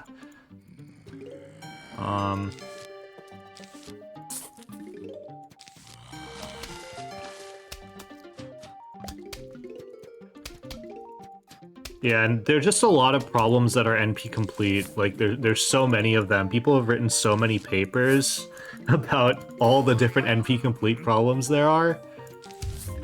Like they make you write like proofs for the different NP complete problems.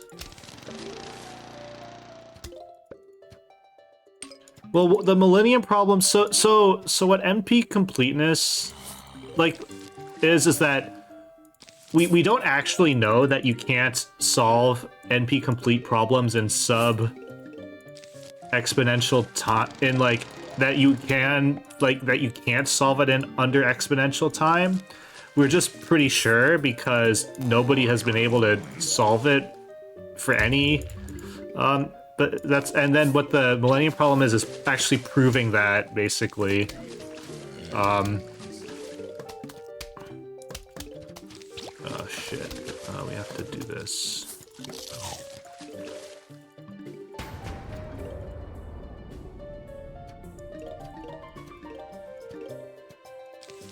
But like in when I TA'd like my digital logic class, we had them implement like logic minimization. That's NP complete, but like there's like stuff that you can do to speed it up.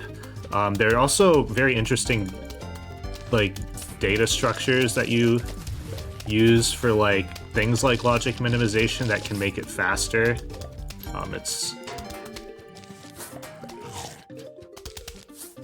so like NP complete problems. They're hard problems to solve optimally, but like they also are worth solving. So, or at least having something that works for them. Shit.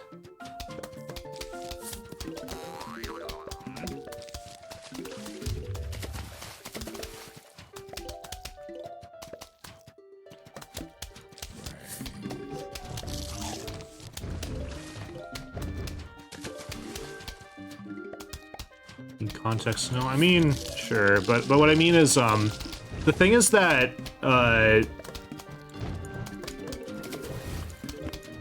the thing is though, like, branch and bound, that's like a very generic concept that you can always apply to these kinds of NP hard or NP complete problems. Or a general paradigm.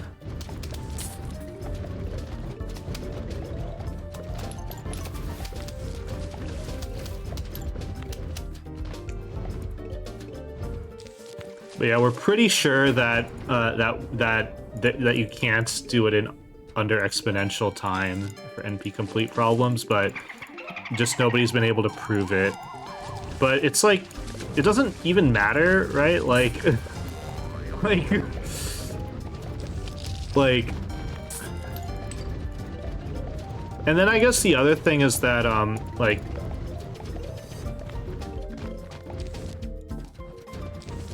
I guess the other thing is that a lot of, like, NP completeness is, like, forms the basis of, like, some, like, cryptography stuff or whatever. Or something like that. Something to that effect. So it's like, it would be a big deal if people did, figure that out. Oh.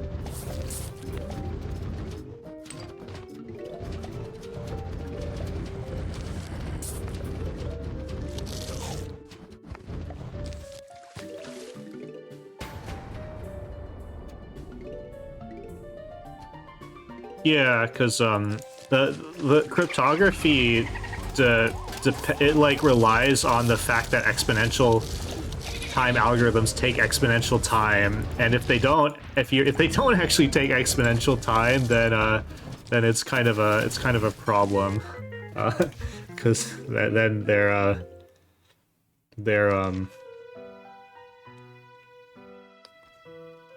that's I guess that's the main thing. Okay, so the last day, yeah. So so pool is the what the algorithms. It's the algorithms stage. So.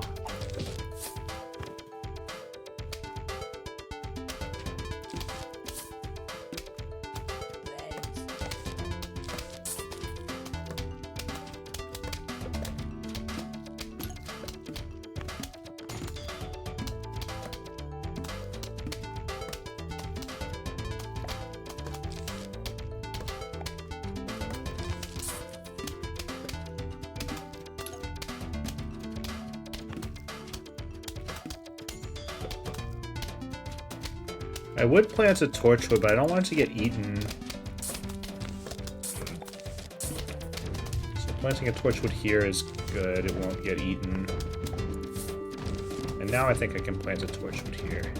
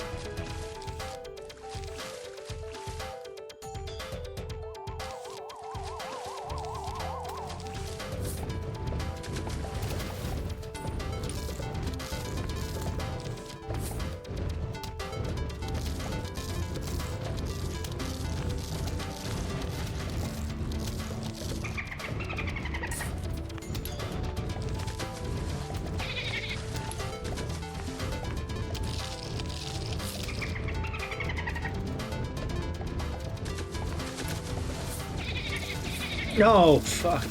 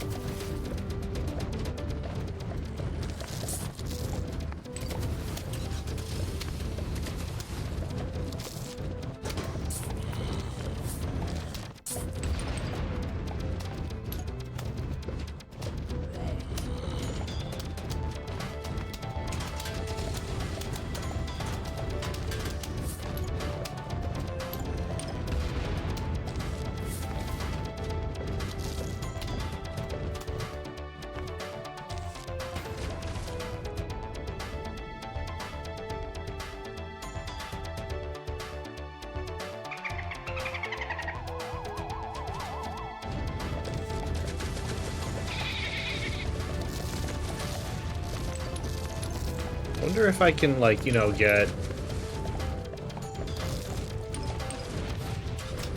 like another tall nut or something. It would make this row feel a lot better.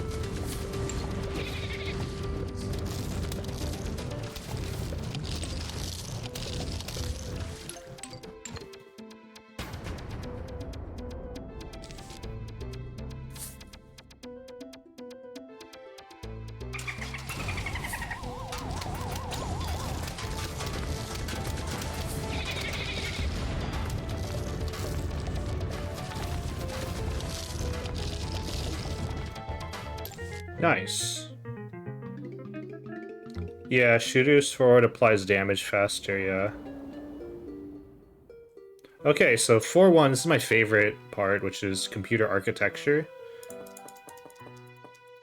The first thing is transistors. They are the most important invention probably ever, in my opinion. What a transistor is it's a thing where basically sometimes it conducts electricity and sometimes it doesn't, depending on how much current is going through a certain part of it. This lets you treat it as a switch, or you basically have a switch. So something either switches on or off, and this is the fundamental building block of every computer. So.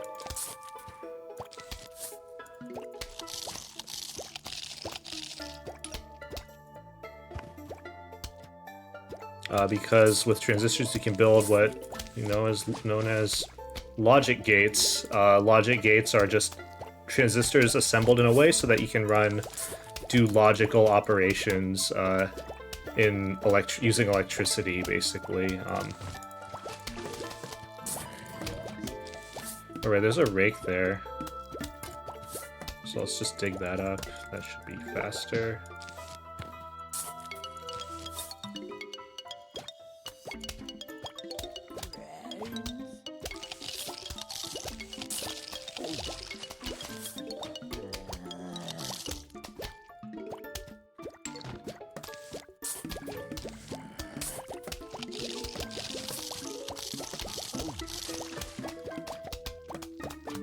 It's a memory cell.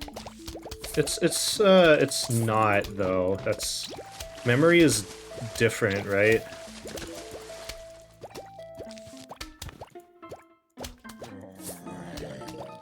Memory is you have your transistors arranged in a certain way to make that, right?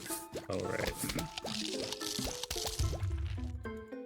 But transistor, it's just fundamentally sometimes it conducts current, sometimes it doesn't. Depending on, there's like a part of it, if you apply current to it, it will conduct current through something, and if it's not on, it doesn't conduct current through that thing. What the fuck? Oh god, it's like the worst possible fucking thing that I could have done.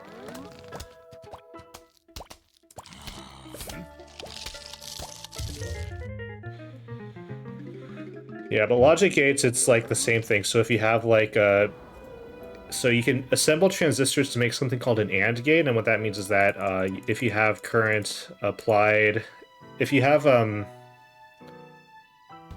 like two wires, and the wires, both of them have like current on it, then the output of that logic gate is that it has current on it, and if one of them doesn't have current on it, then the output of that logic gate is there's no current. That's basically it. And you're able to represent, like, with transistors, you're able to represent electricity in the form of Boolean logic, discrete math, or formal logic. We call it Boolean logic, but it's like the equivalent of formal logic as well. Like, you can learn about formal logic in philosophy and other things as well, so.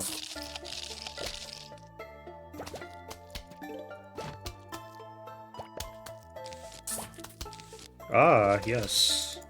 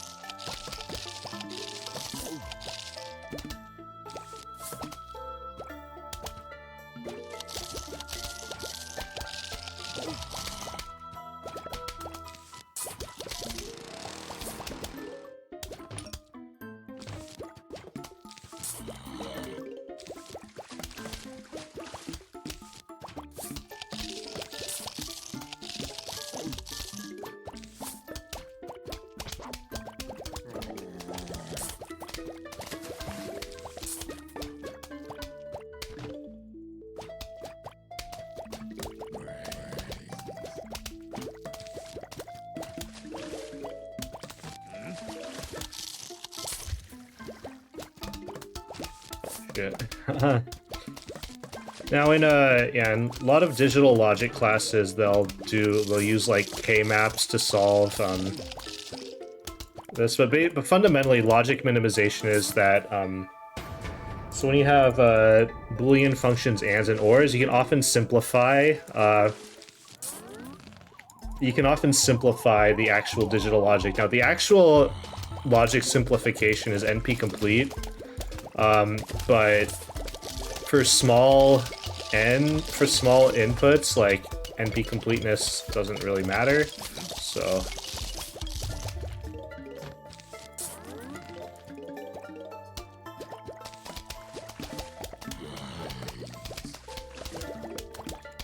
Like, you can still do things quickly.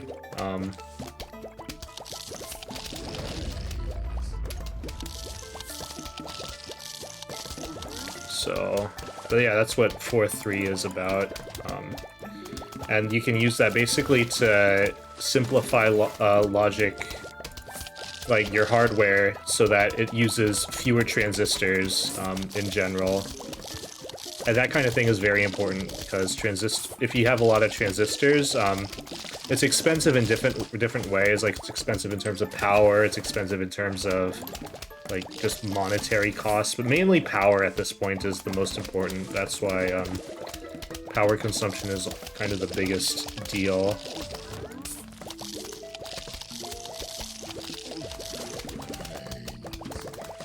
This is not the 9th wave. This is the 9th wave. Don't really like this.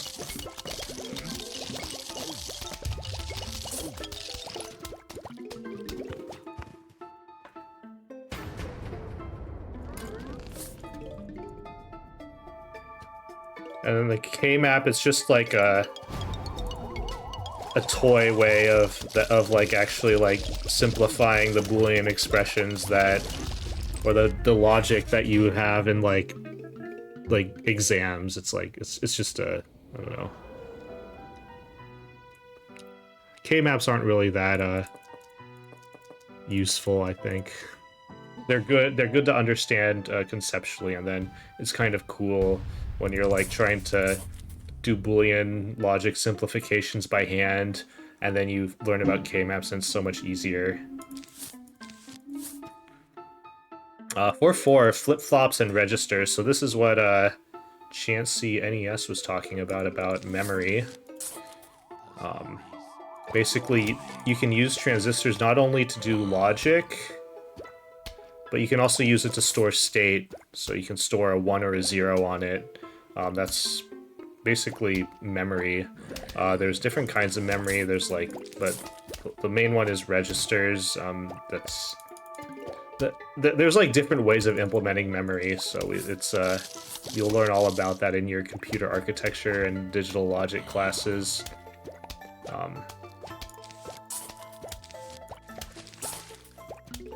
Like there's SRAM, there's DRAM as well, but the easiest one is just like flip-flops. You just have some AND gates and inverters that we have some NAND gates that like point to each other.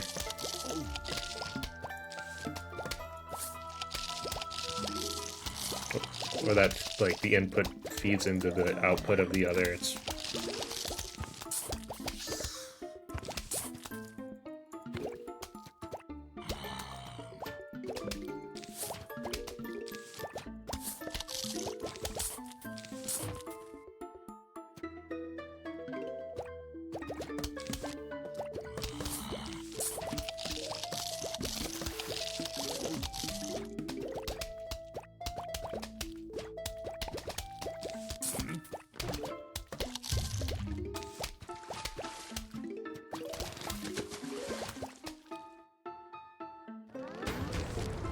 Oh shit, we shouldn't have done that.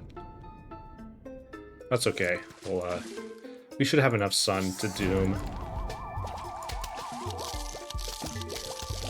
Just a little.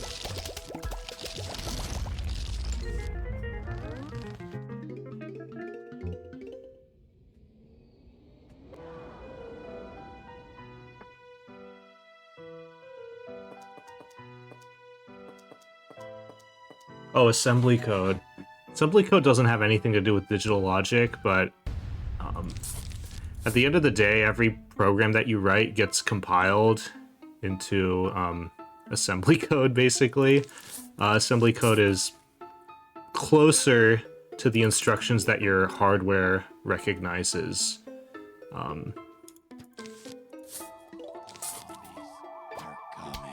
So like you know how you have a variable? Well, what a variable actually is under the hood is a place in memory that you store a value, or it could also be like in a register. Like register is usually a temporary piece of memory that you have. So instead of saying I assign this letter, this like number to letter I, what assembly code is I move the number like 5 to register 3.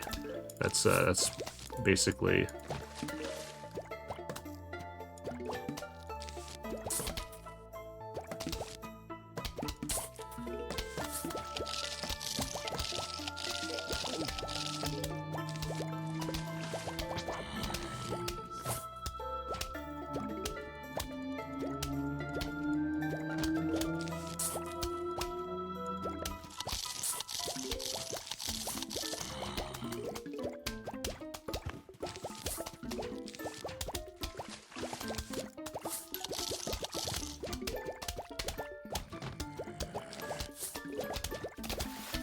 Micro operations. Like what are micro operations? I'm not sure I'm even familiar with them.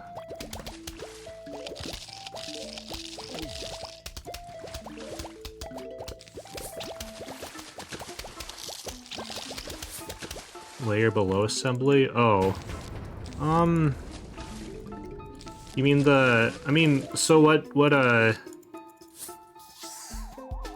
layer below assembly, that's just the machine code, so it's just the ones and zeros. At least that's how I learned it.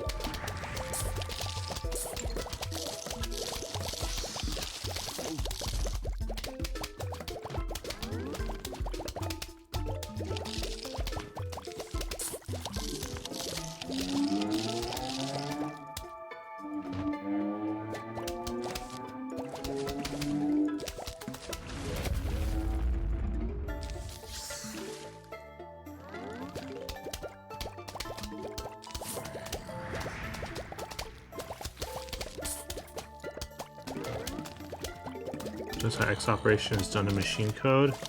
Oh, so you mean like using, I don't know, that's more of a compiler. I mean, I don't know, that's not, I'm not really familiar with that. That's not like, I don't think that's, yeah, no, I guess, yeah, I'm not familiar with that. Not really sure, because usually, at least like when I wrote my assemblers, like I didn't think about that. It's just like, it seems like it's just an extra step that doesn't really add anything pedagogically, but I guess. And also it probably didn't exist for a while. Like the thing about micro operations is they like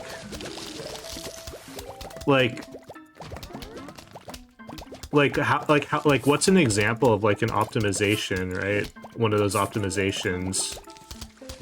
Is it like using like vector instructions or something, or are you talking about like the assembler, or is this just part of the assembler step?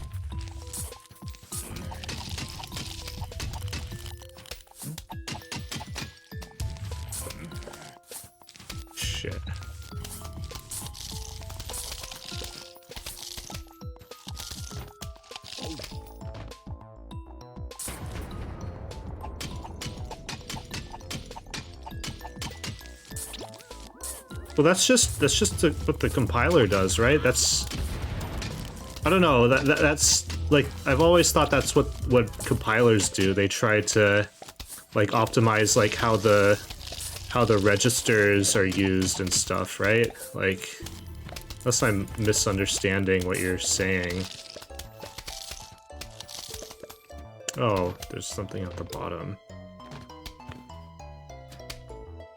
Like, I'm not aware. I always thought that was just a compiler thing. So when it converts code to assembly and then the assembler doesn't do anything, but like, obviously, like, you could like have the assembler do optimizations. Like, that's not a problem.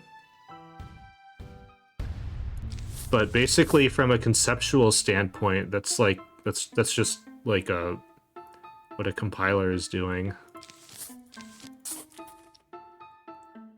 or like an optimizing compiler does. Which is probably why it's not hot, I guess. I don't know.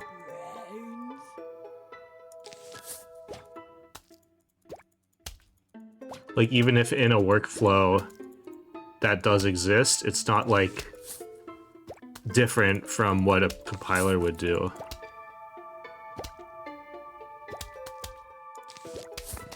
Assembly operations.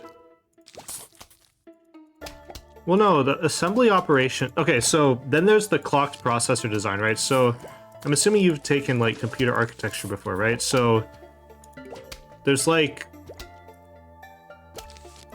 I don't know. I don't actually understand what that means. My, like, assembly operations are as fast as possible. Unless you're referring to, like, how Intel, like, turns their x86 into, like, microcodes. But I thought it did that at the hardware side. And the only reason it does that is because x86 is, like, the worst assembly language, like, ever to ever exist. But yeah, clocked processor design is just where, so you have a clock that operates at however many megahertz or whatever, and in a single clock cycle you execute one instruction of your assembly code, basically. Oh wait, this should be a squash. Well, I don't have a squash, so that's why.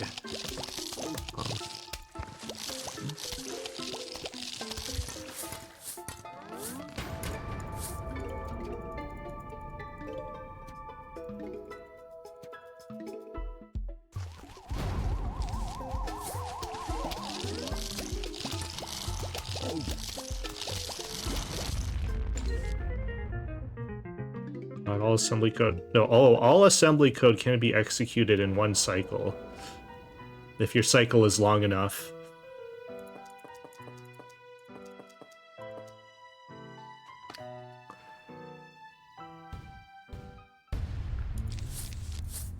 And it used to be like that. Like, that's how processors used to be designed, with one cycle.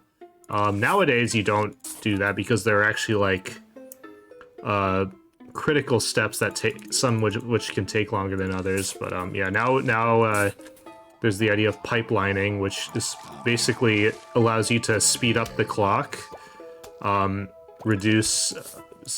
basically speed up the clock, have a higher clock frequency, and basically you execute components of your processor of the instruction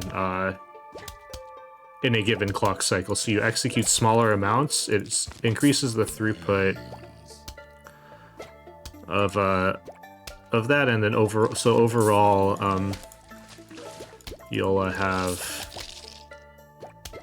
you'll be able to execute more things, I guess.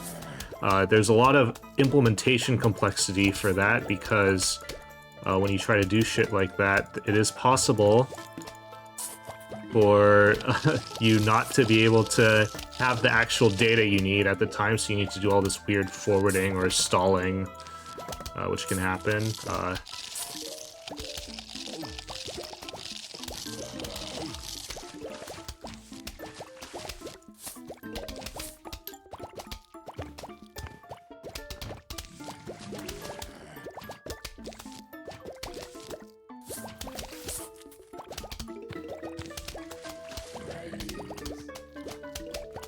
Well, I mean, not just that, like, you know, floating point operations are not even a CISC design, right? That's and that's actually like a pretty complicated thing. Like, it's so,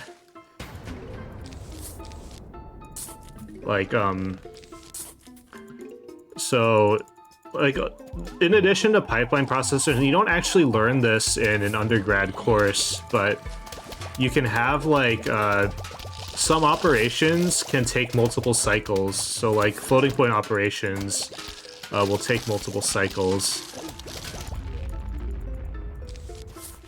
Fuck, no! No, this is bullshit. Oh, this is the worst. I hate it when this happens. Oh, this is why you generally don't want to doom this, because then you want to be able to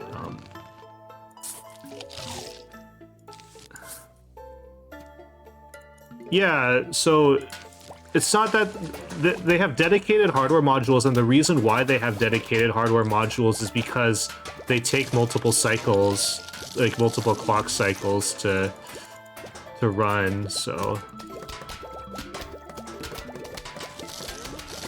And likewise, then like memory access, which I guess is the next thing.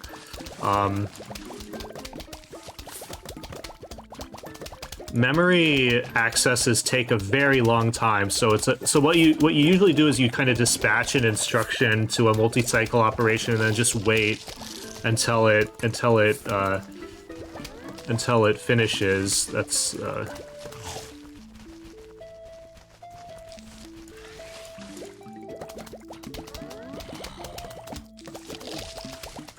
and memory is like that. But memory takes an obscenely long time to actually fetch from relative to the processor.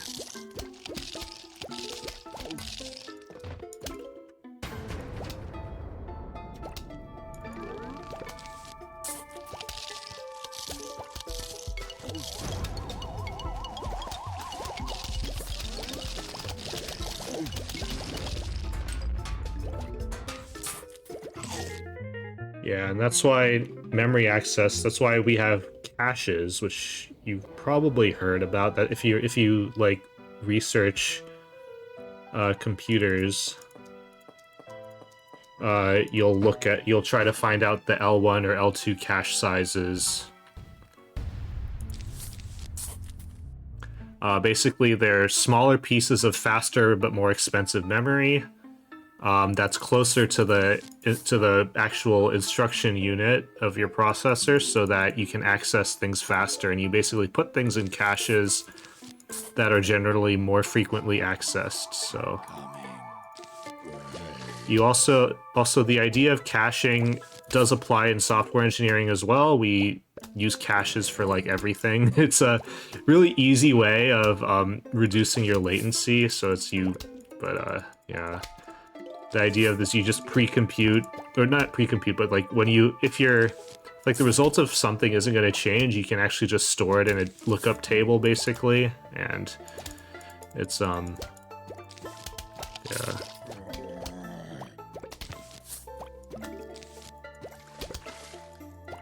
Then, oh, branch prediction, yeah, that's an interesting field. It used to be that there was a phase where like there were so many research papers about different branch predictors, and then that field kind of died because you can only do so much with branch prediction.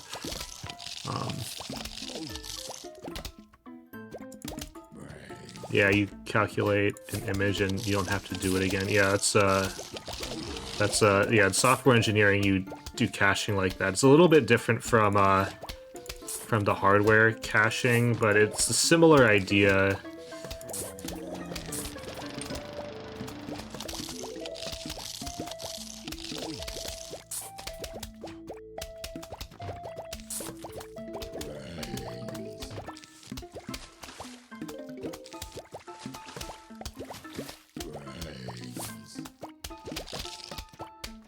Wait, is this the 9th wave? Okay, I was like, I swear to God, there is no way this could possibly be the 9th wave.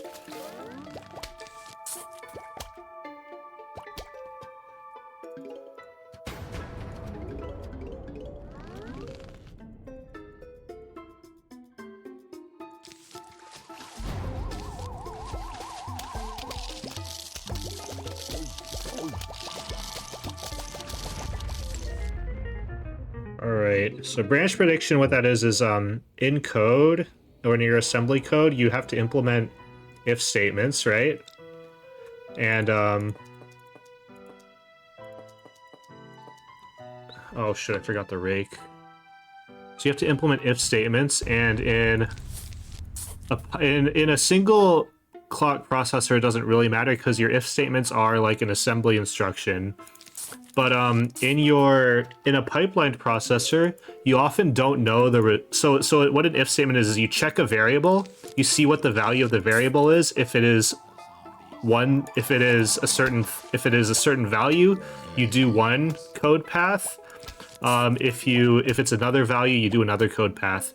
And let's say that you don't actually know what the result of that value is because it hasn't been written anywhere yet. In a pipeline processor, that is very common.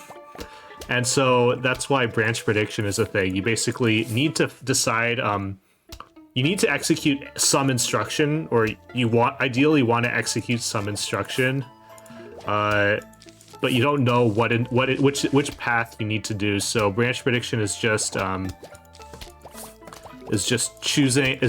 using some algorithm for choosing a path choosing a code path that you execute.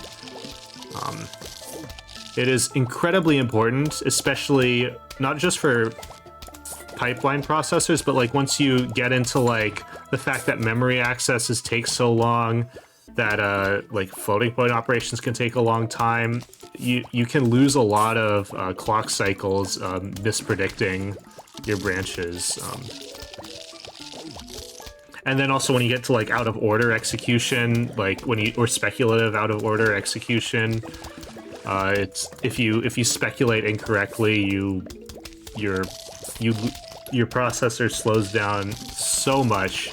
I remember having that problem when I tried implementing an out of order processor, but without caring about how good the branch predictor was, and it made everything slower because we kept mispredicting. So I didn't fully appreciate when I was doing that how important branch prediction was. I always thought that they always have like this example of like a misprediction pipeline, but the misprediction pipeline is like a very small part of why branch prediction is important. The main reason why branch prediction is important is because of the fact that you can have a cache miss. And that part wasn't really explained to me properly in any of the courses. I didn't really understand that until after I actually implemented an out of order, tried implementing a speculative processor.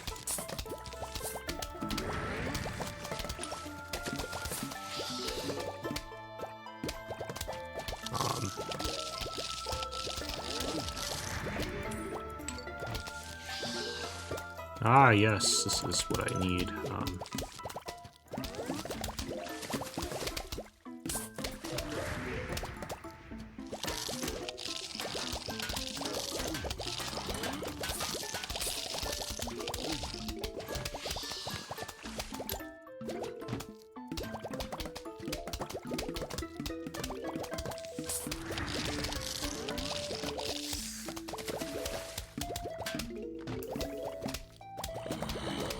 Thank God that this magnet came off cooldown.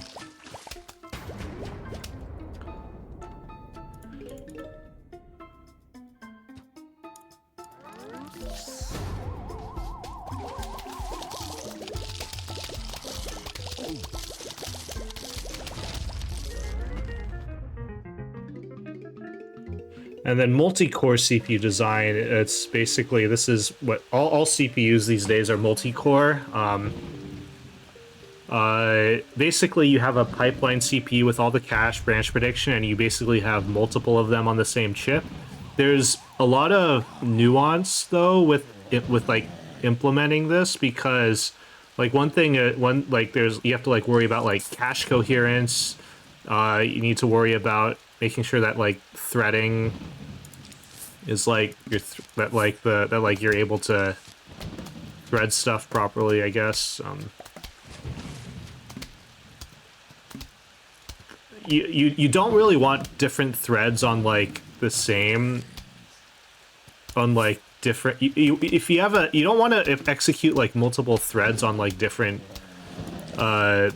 cores, I guess. So I guess that's not really the thing, but there is like I guess what they call hyperthreading, or like my professor who actually like wrote the initial paper on hyperthreading. It was called simultaneous multithreading, and he hates the name hyperthreading, which I thought was really funny.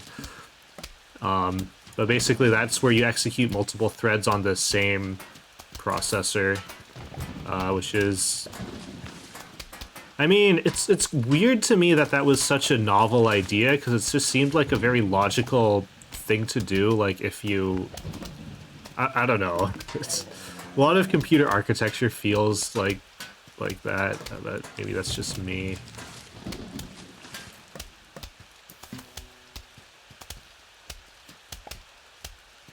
But yeah, multi-core has a lot of complexity. It makes things a lot harder.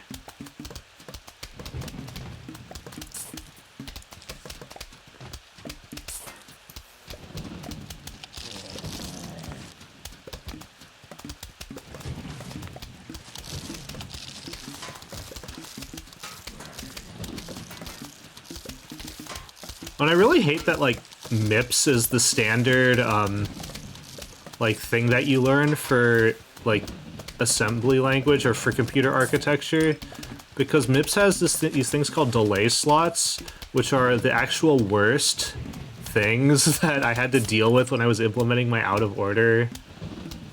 speculative out-of-order processor, because it's like, it's just, there's so many weird special cases with delay slots. Like, delay slots, I guess, are okay in a pipelined processor, but in a, if you're doing an out-of-order processor, they're just a special case that you need to handle, and it's like so pointless.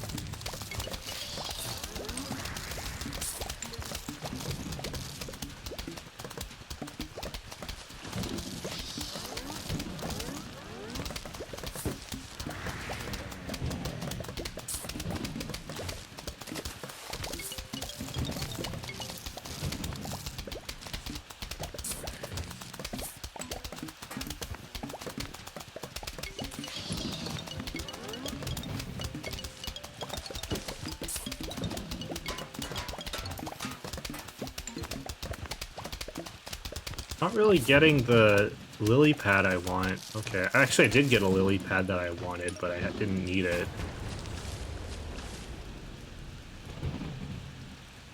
Oh, no pumpkin. So what ambush zombies did we get? Okay, well, we can...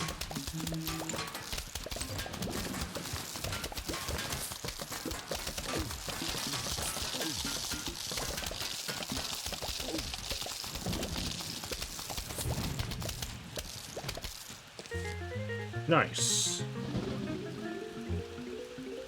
Okay, so now that's computer architecture. So now I'm this last part I have OS and compilers.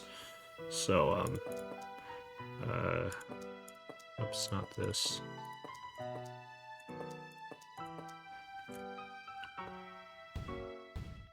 So processes and threads. A process, so I mentioned the there's like a memory organization for every program, so there's a stack, heap, code, and whatever, like, and basically each process instantiates that for its own process. Thread, it's just it's kind of like that, except threads have different stacks, but they often do share like the heap. I guess that's kind of the conceptual difference at an OS level. So threading is like a thing in a lot of languages, and it's like the same program, the same process can have multiple threads in it. So that's kind of the logical distinction between them.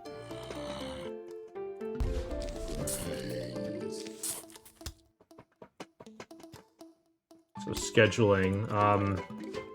So what is an operating system? An operating system, it's just it's such a deep question always every time you're like, what is an operating system? Basically, an operating system is it's a program that runs on your computer that, like, when you start up your computer, the operating system runs, and what it does is it basically manages all of the programs that you decide to run, and it manages how they're allocated to different resources. So if you have a program, like I'm playing Plants vs. Zombies right now, this needs to use like needs to use memory, it needs to use disk, it needs to use like a bunch of things, right? Yeah, it's a scheduler, but it also like it tells you what resources you are using, right? So like I'm using, like this is using memory, right? And now, for example, like it also has to use CPU, right? Because I also have chat open, right? So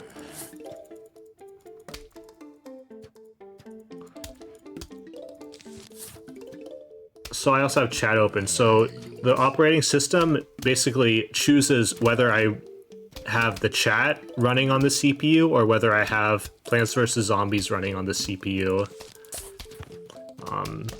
And it does that using scheduling algorithms. Usually, they're generally simple algorithms. It's like what, first in. It's like I mean.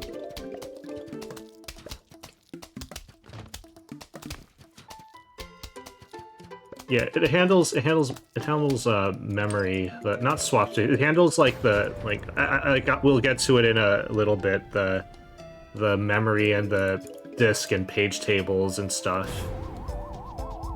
Shit. Oh. We'll do this. Oh shit, and then this.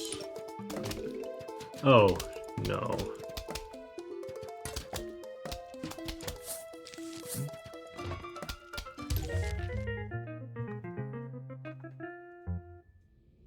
Middleman. I mean, yeah, but it's a middleman. But like, I don't know. But the thing is, like, operating system is a program. That's I guess the big thing that always annoyed me about that description, right?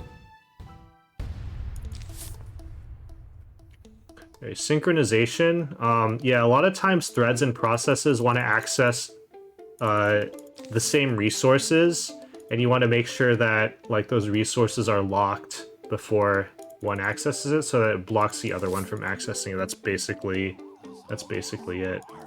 Sometimes a program?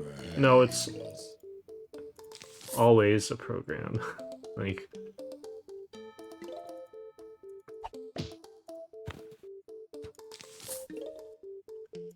like especially like the way that we think about it, right? Like Linux, it's a program. You compile it. It compiles into like a thing.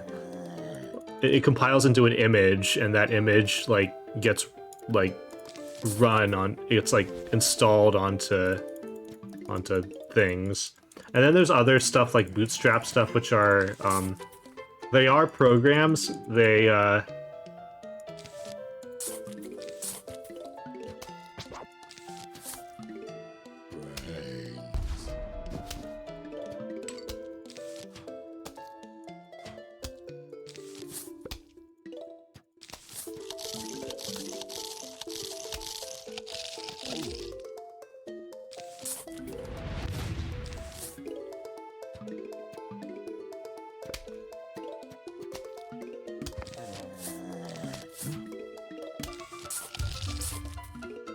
Because then my dad would always ask, like, is Facebook an operating system?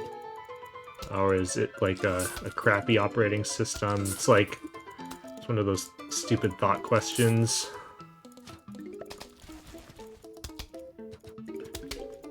Because you can, like, operating system can mean different things to, like, different people, or, like, is there, like, a technical definition where you can consider, like, your web browser an operating system?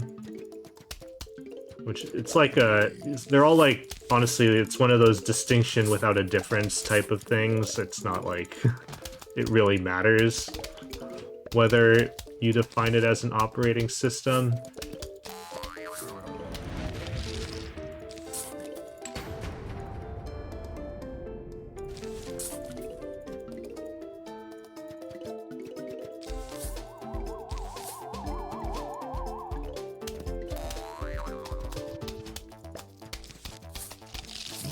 But yeah, people love...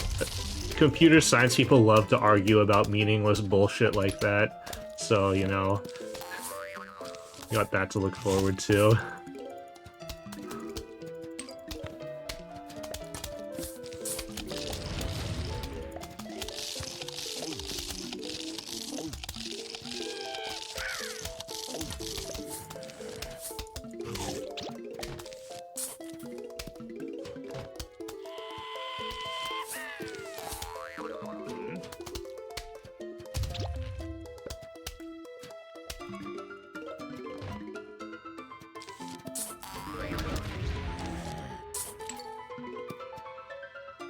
This is a good level, I think. Getting, like, all this stuff to happen that I want to have happen.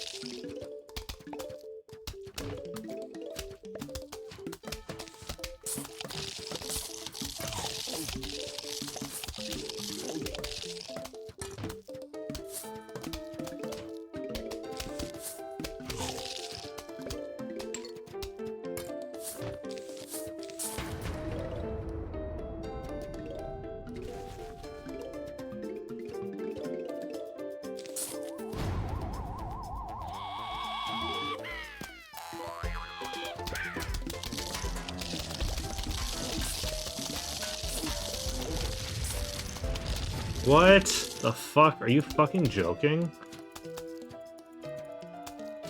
That would have been so good if I didn't... If this guy, like, wasn't a thing. Okay, virtual memory and page tables.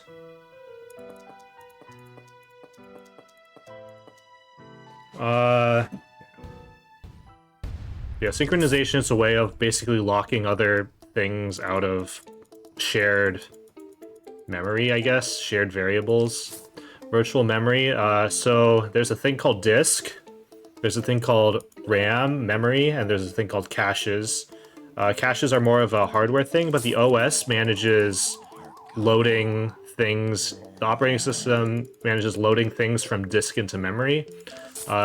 Disk is slow but very big. Memory is fast but less big. And you want to, and there's like a big mechanism for mapping, like a big implementation for mapping disk to memory, and then you have to write stuff back to disk from memory sometimes. It's like, it's a really big, complicated thing, so they have these things called page tables, so page is just a big block of disk.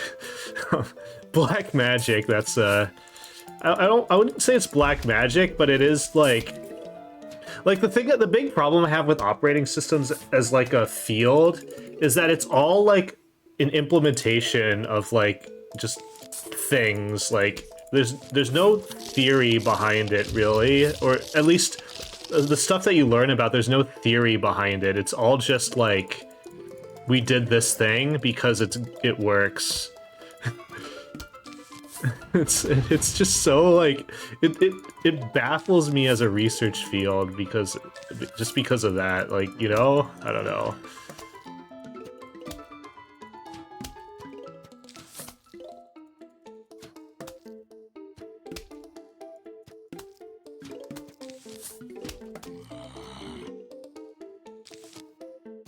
Did it seriously not trigger anything?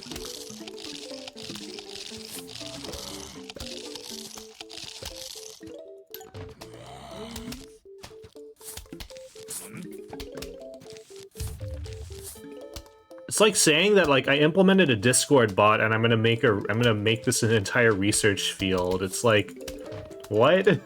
Like, it's all like implementation based. It's like, it's just so weird to me that there aren't like general like synchronization. I guess that's kind of a general principle that like it does apply, but there aren't really. It's different from like I don't know, like logic or like theory of computation or algorithms. There isn't like a great theory behind it, so.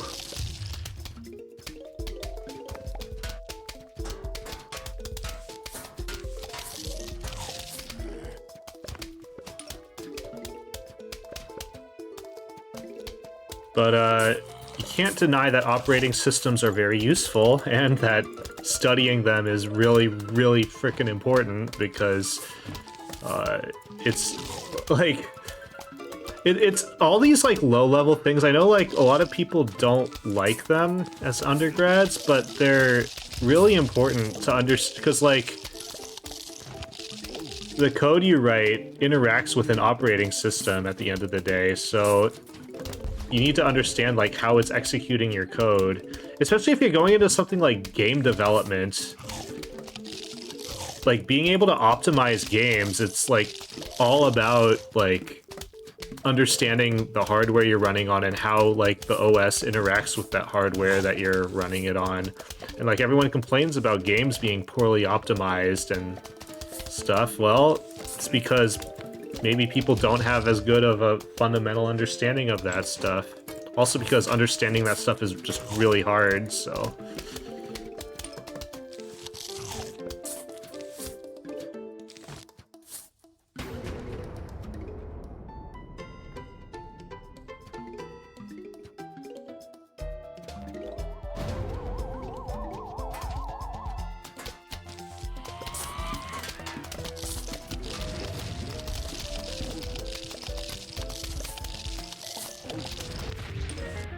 Okay, that was good. Okay, I finally had a good batch of levels, and mainly is because I planted more star fruits.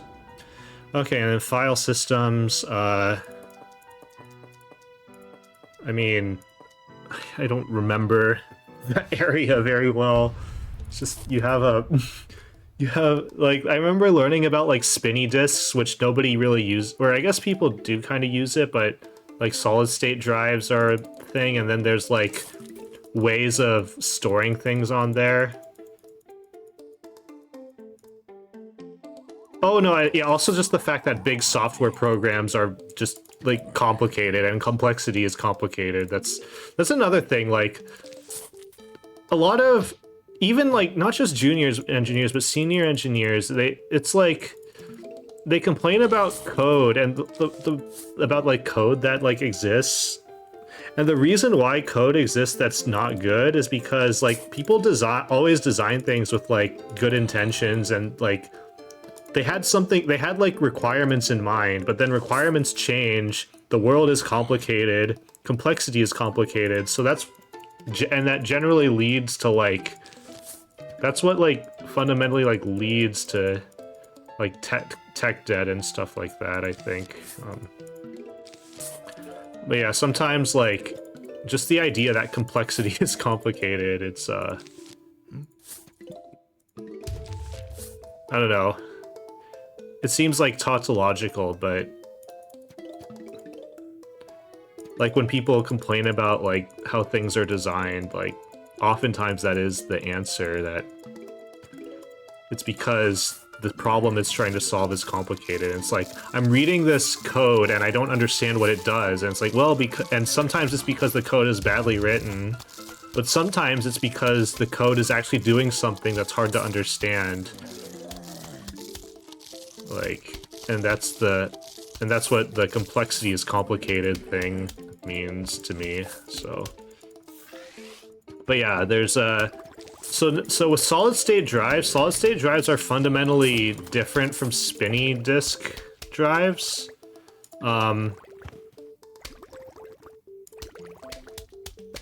Okay, this is not good. Oh wait, I shouldn't have done that.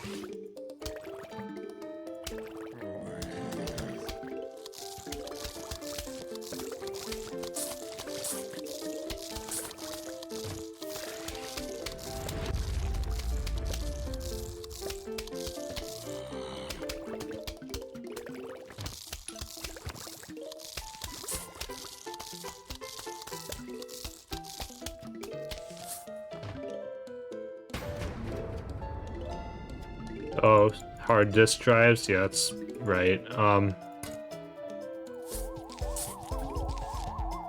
But yeah, I've always called them spinny disks because that's the informal name for them, and also like you can hear the spin.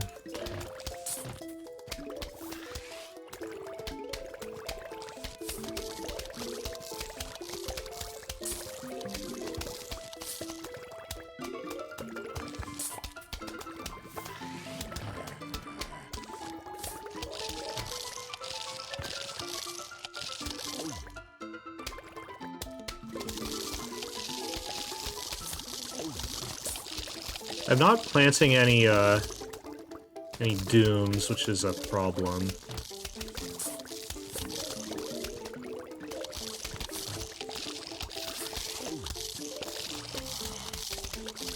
I don't like this. I don't like that I just lost a gloom because I'm fucking stupid. Alright, please, work. Thank you.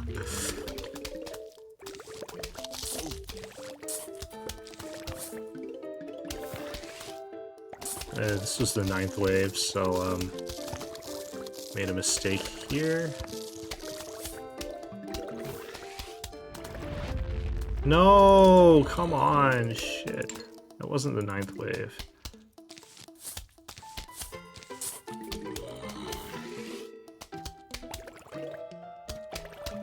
What's worse? I mean, I don't have a spinny disk anymore, so... But basically, the point is that the way you design file systems with spinny disks is different than the way you design them for solid-state drives. Solid-state drives, you usually use some kind of log append-based file system. Spinny disks, you use a different thing. That's the main point. And how you design it, yeah, it depends on your hardware. Depends on a lot of different things, so... And there's, like, fields of study about how to design a file system, so...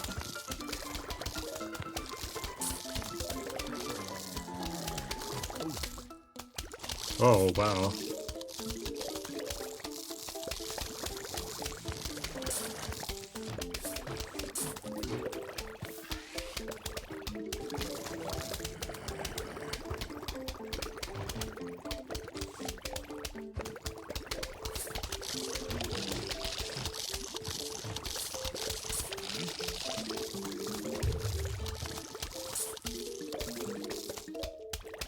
Shit.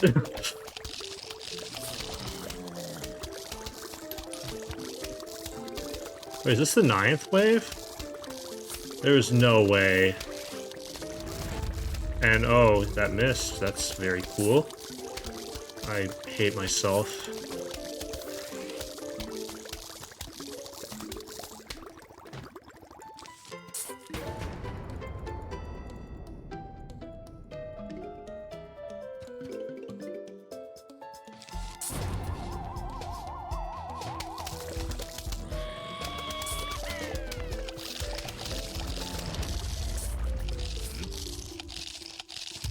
That was terrible. Losing that gloom was bad. Everything was bad. also explaining file systems when I don't actually remember too much about file systems is something.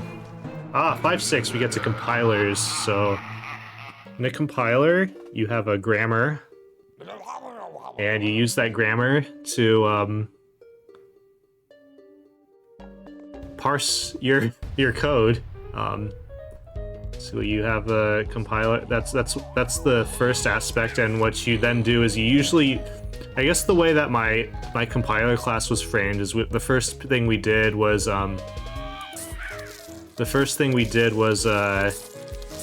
do like error checking, like syntax checking, like syntax error, and then output syntax errors for it. I think that was a good way of doing that. It was also like a big software engineering project, so for most people that was like the biggest project that they had done at the time, which it was, I think it was for me at the time as well. So it was interesting. It was like, I spent like 40 hours a week on that project. It was so hard. And now I know why, because I sucked at software engineering at the time. Like, it's a little bit unreasonable for, like...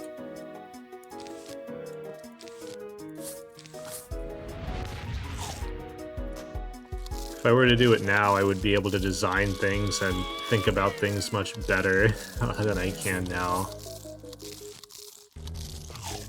I need you to stop. I hate that I did that, but... Are you fucking kidding me? Can I get a pumpkin? What is this? No. I am not okay with this, actually.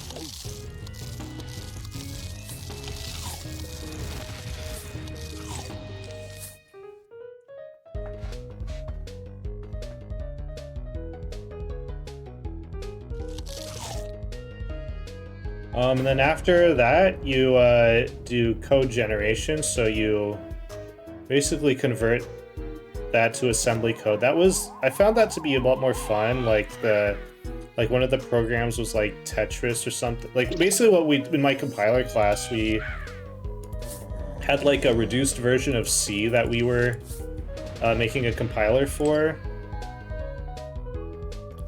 And then we would like, so there were like some programs that, one program that ran Tetris, it was actually not a great test case because it didn't really test like things, but I don't know, it was fun to have like an actual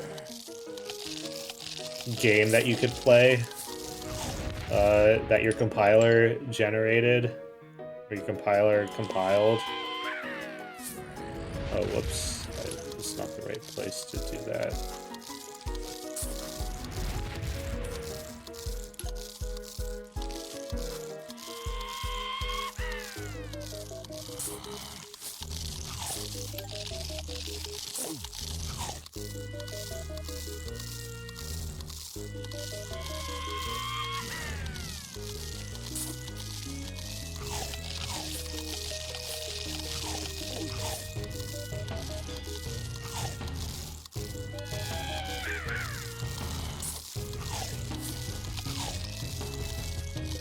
So one thing is the game's not giving me cherries. The other thing is that the cherries that it is giving me, I'm like using them in a bad way. Like right here. This is...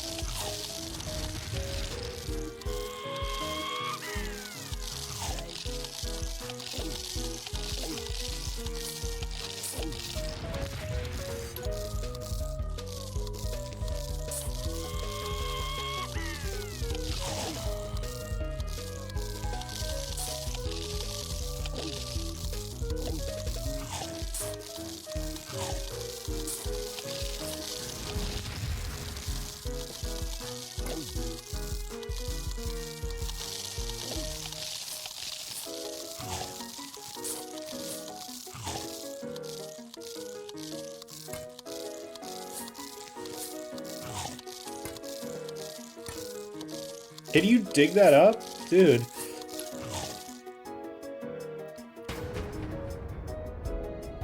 Yeah, and then compiler optimization. So I think that's what we were discussing earlier. I think like that's probably more in the realm. Like one is like the register allocation. That's like one of the important optimizations. Also like so like what registers should be used in different parts. Also, like I don't know, there's things like loop unrolling, cache blocking, all that stuff. I don't actually know if cache blocking is an actual compiler optimization thing that you do that actually happens. That's more of like a thing that you do manually, but compiler optimizations are definitely very big field. Compilers are very smart, so these days, like they optimize things very well. Well, let's put the feature code on. And then there's electives, so I have ML, security, etc. I also took graphics, took a bunch of computer architecture electives.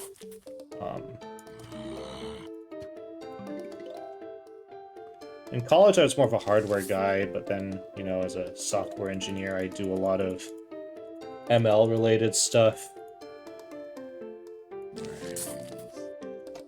Yeah, security is like a big, important field, but in practice, all your at least where when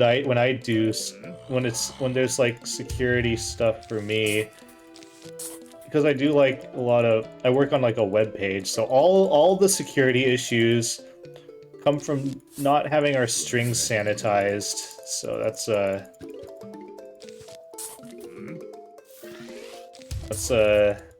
that's something.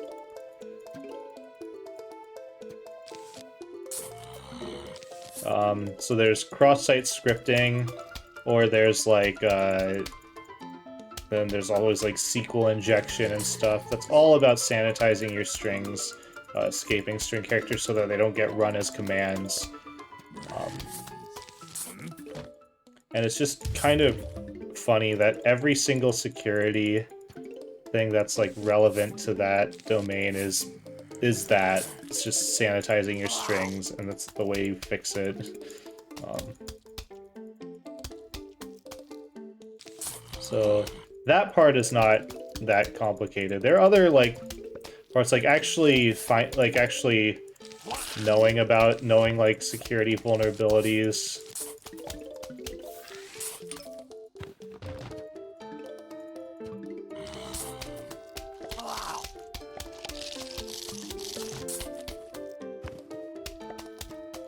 I don't know, but because of that, I don't actually find security as interesting as like it actually is. Like, I think it's more interesting than I find it. Also because like people in practice don't care about security that much. I hate to say.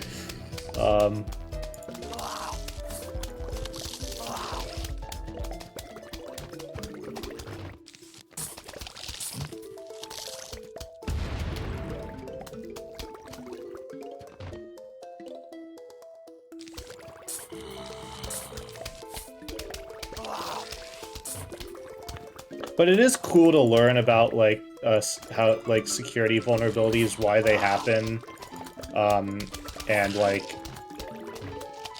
how to have them not happen. They're always like really non-trivial things that you would like never think about. But because it's so hard, that's why like the ROI on like making things more secure is never like is rarely good in like business cases.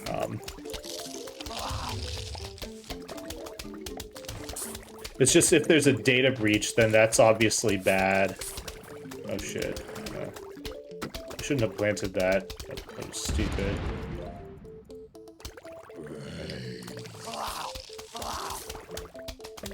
I don't need this. Alright,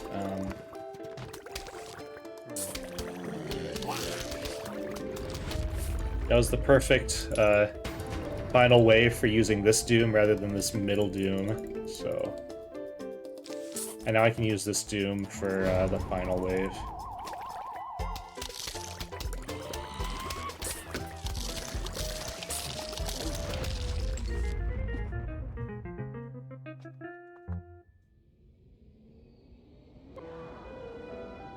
Anyways, yeah, that's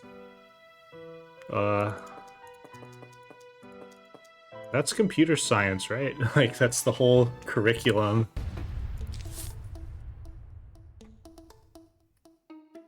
This ML is vast. I don't particularly understand it very well myself, which is funny because I actually do a lot of work in it. But I think I heard it described as machine learning is we want to solve a problem and don't want to know how it's solved. That's basically it.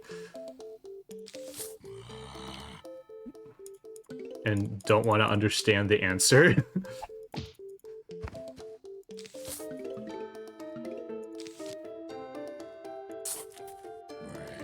But ML is very, very useful and very, very important these days, especially with all like the chat GPT and stuff. But it's also good to understand also the limitations, because people like say weird things about ML that are like it's cool that you can like chat to a chatbot, right? But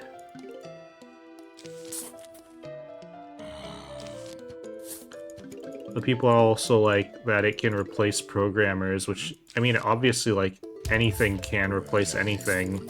Like, anything can be automated in theory. But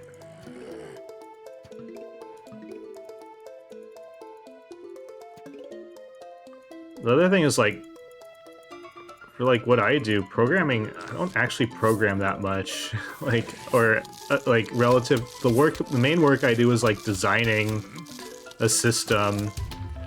The problems I run into are like, hey, I don't have permissions to access this thing. Why do I not have permissions to access this thing? And then how do I get permissions to access this thing? That kind of thing. Or there's like a memory leak or something, or we're running out of memory for one of our jobs.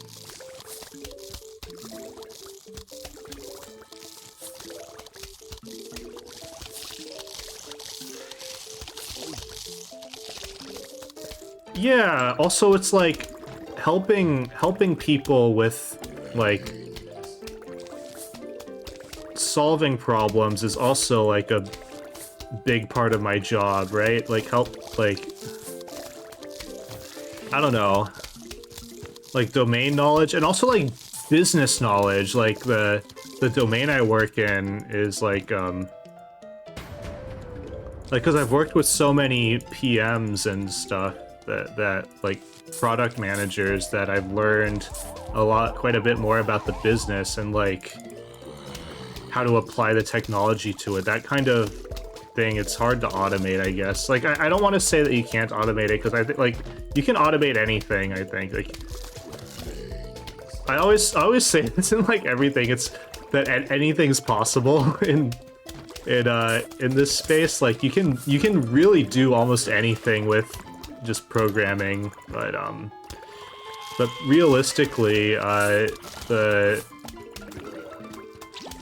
this point, we're so far away from, like, being able to replace,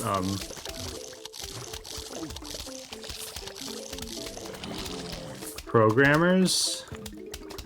Because also, like, people have tried writing code in ChatGPT, and the code's wrong, right? And I don't know. I mean, I guess people can write wrong code, too. It's not, like, I don't know. Alright, and then this should be wave 9.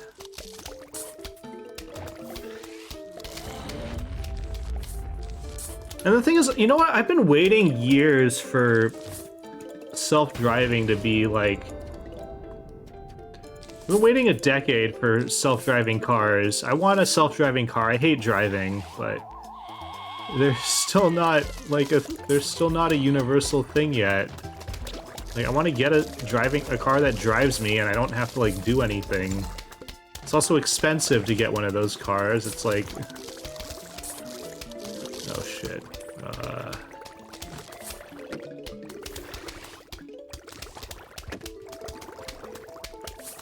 I fucking hate this level.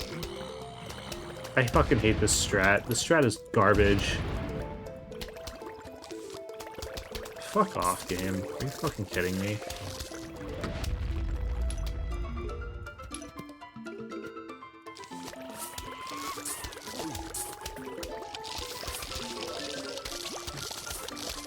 No! Come on! This is not fun.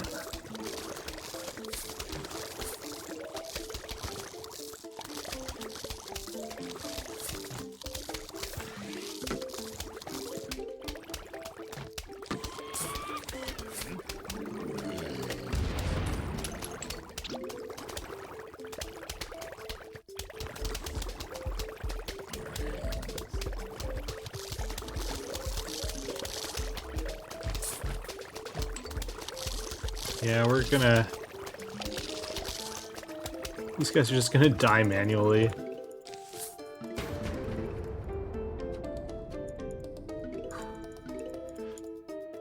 Yeah, I keep hearing that this strat is consistent.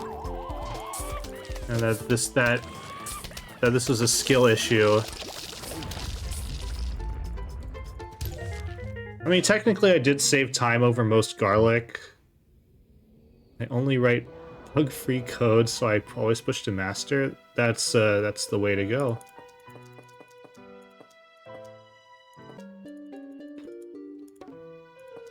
You are the kind of developer that I like, that I love to work with.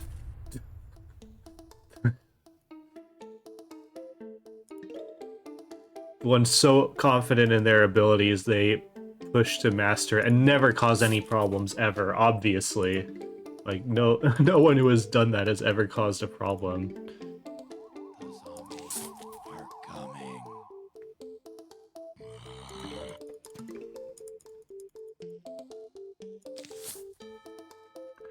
Graphics is interesting. So if you want to do games, you should definitely take your all the graphics courses that your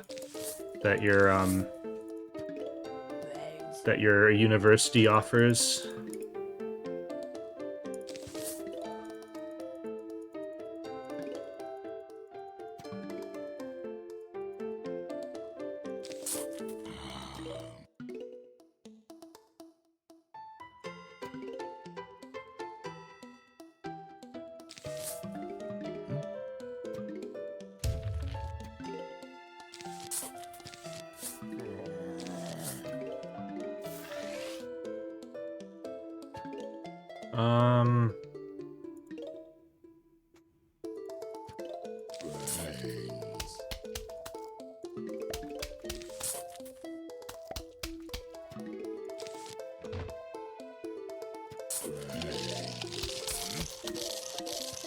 I hope I don't get the thing where I get the two zombies on the end. I hate it when that happens.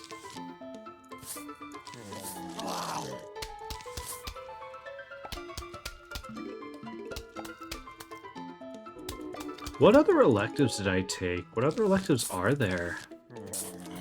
Like I took when I got my master's, I took like advanced compilers and advanced and not advanced, like I guess like things like data centers, I guess, like and like big data processing is unbelievably important in this world. And like the world that we live in. That's like what I work on.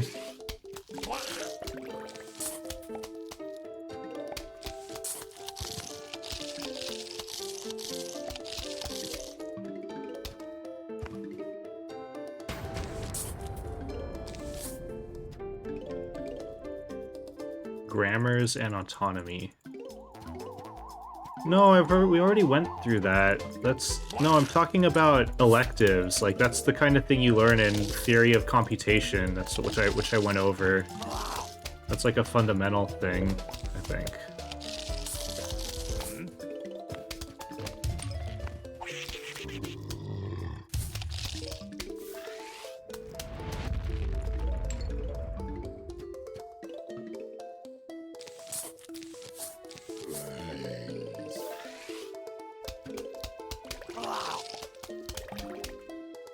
Yeah, we went over regexes, which I guess they're finite state machines, which is,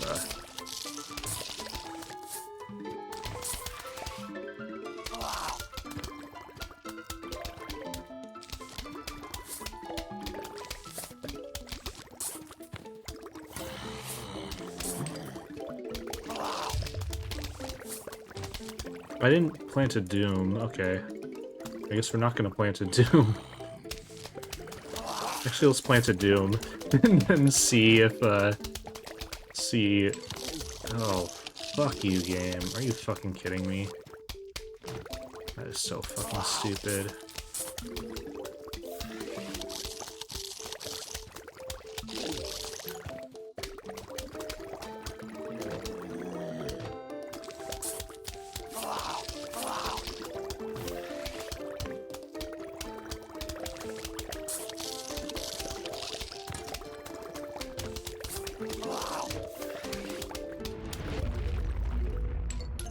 Probably shouldn't have used that doom.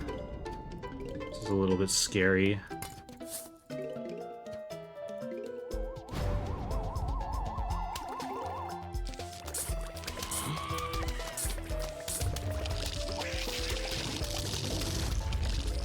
Oh, this is something. I love it when this happens because I didn't plant a thing there.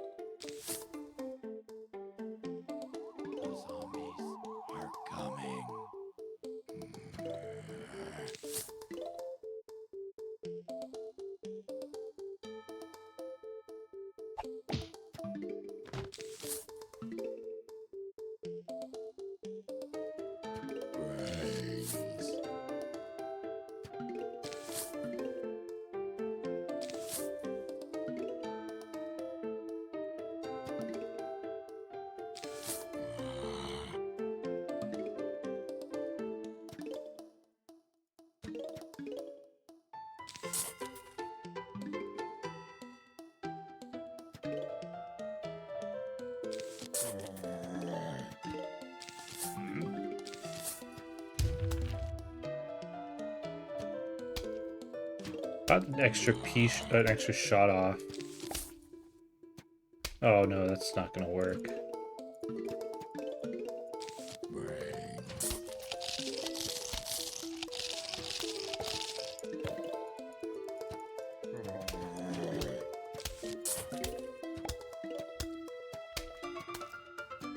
That's helpful.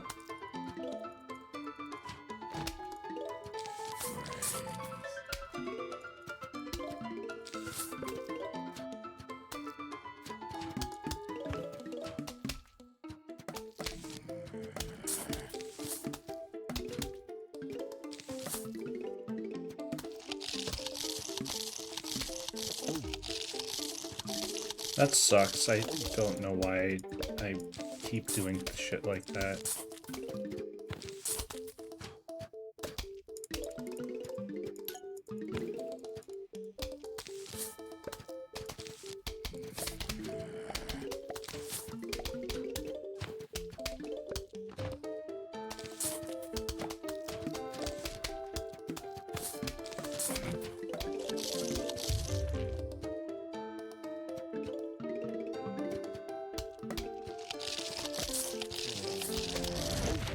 Oh, I thought I could save that. Alright, I need more star fruits. That's a little more important than the sunflowers. I think.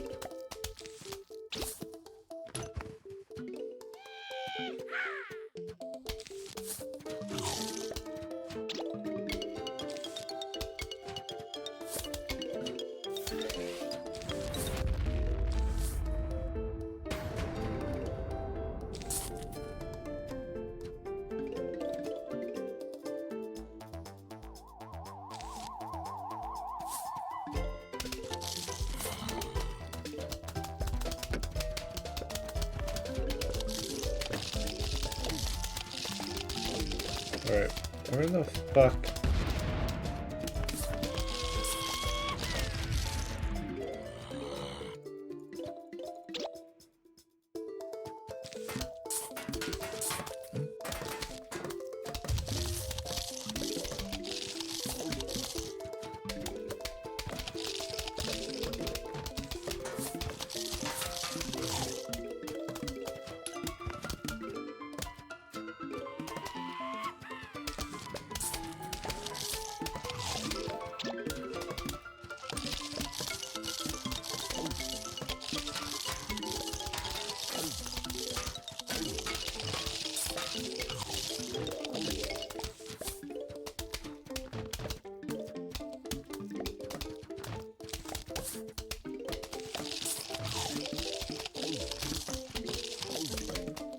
Okay, no,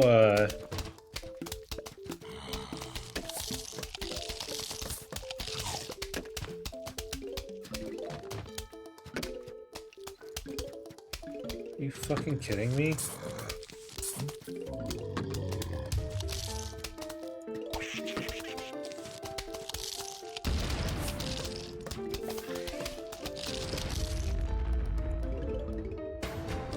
Well, at least with this strat, when that happens, you have the cherry bomb. No.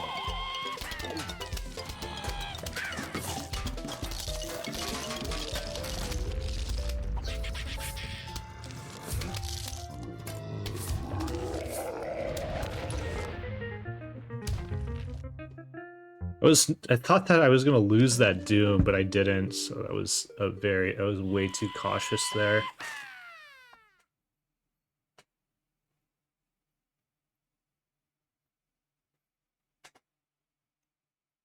What other computer science classes are there that we didn't go over? I mean, like, there are a lot more complicated data structures. And a lot more complicated algorithms.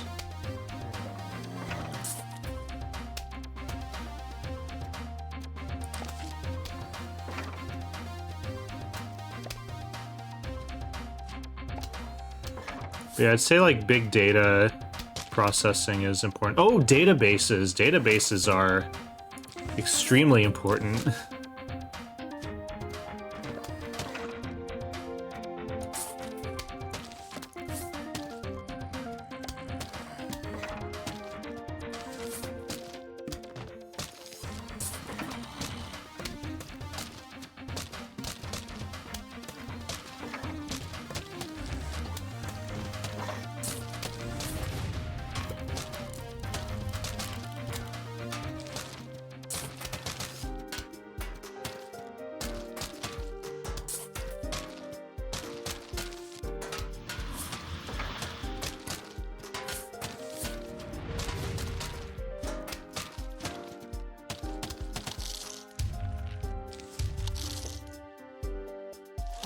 fucking terrible. I hate it when that happens.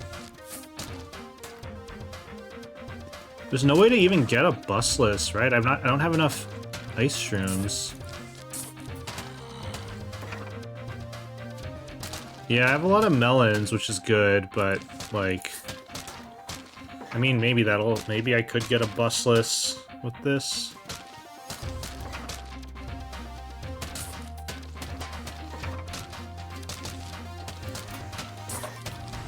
No, that didn't hit him? How the fuck did that not hit him? Are you fucking kidding me?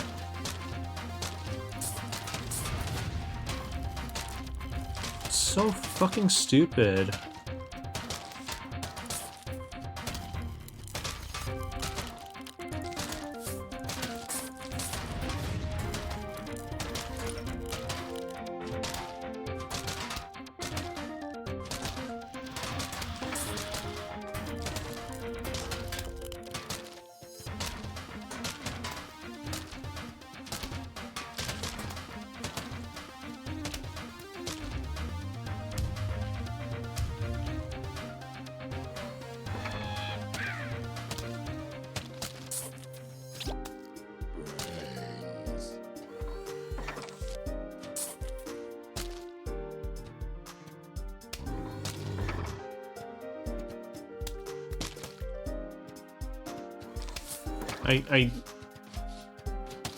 What do I do?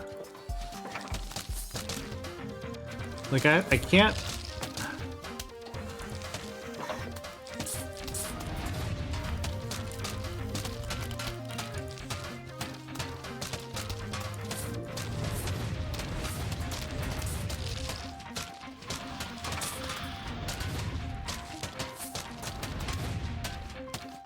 Fuck off! Jesus fucking Christ. I just only got jalapenos. What the hell? Oh, this is terrible. I'm gonna die.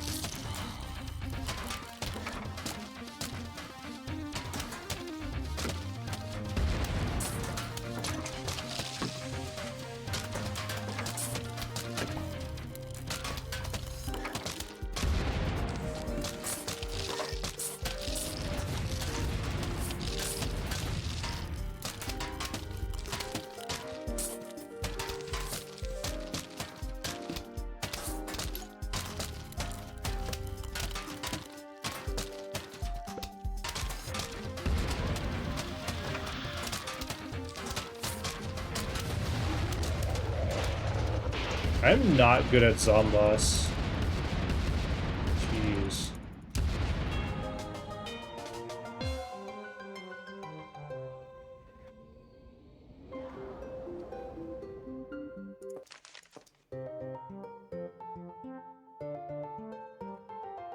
Also not good at explaining computer science while doing a speedrun of this game.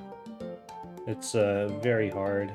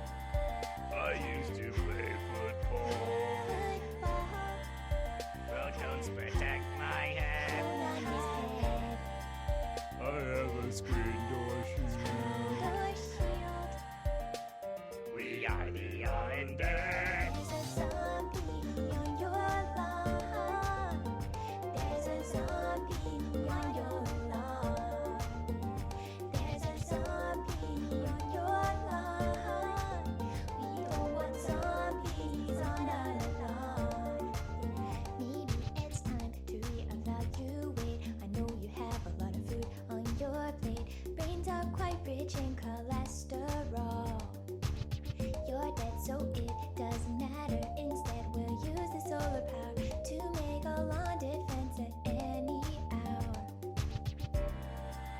I like a tricycle. Dirt butter on my head. I'm gonna eat your brain. We are the undead. There's a zombie on your lawn. There's a zombie on your lawn. There's a zombie on your lawn. We don't want zombies on our lawn.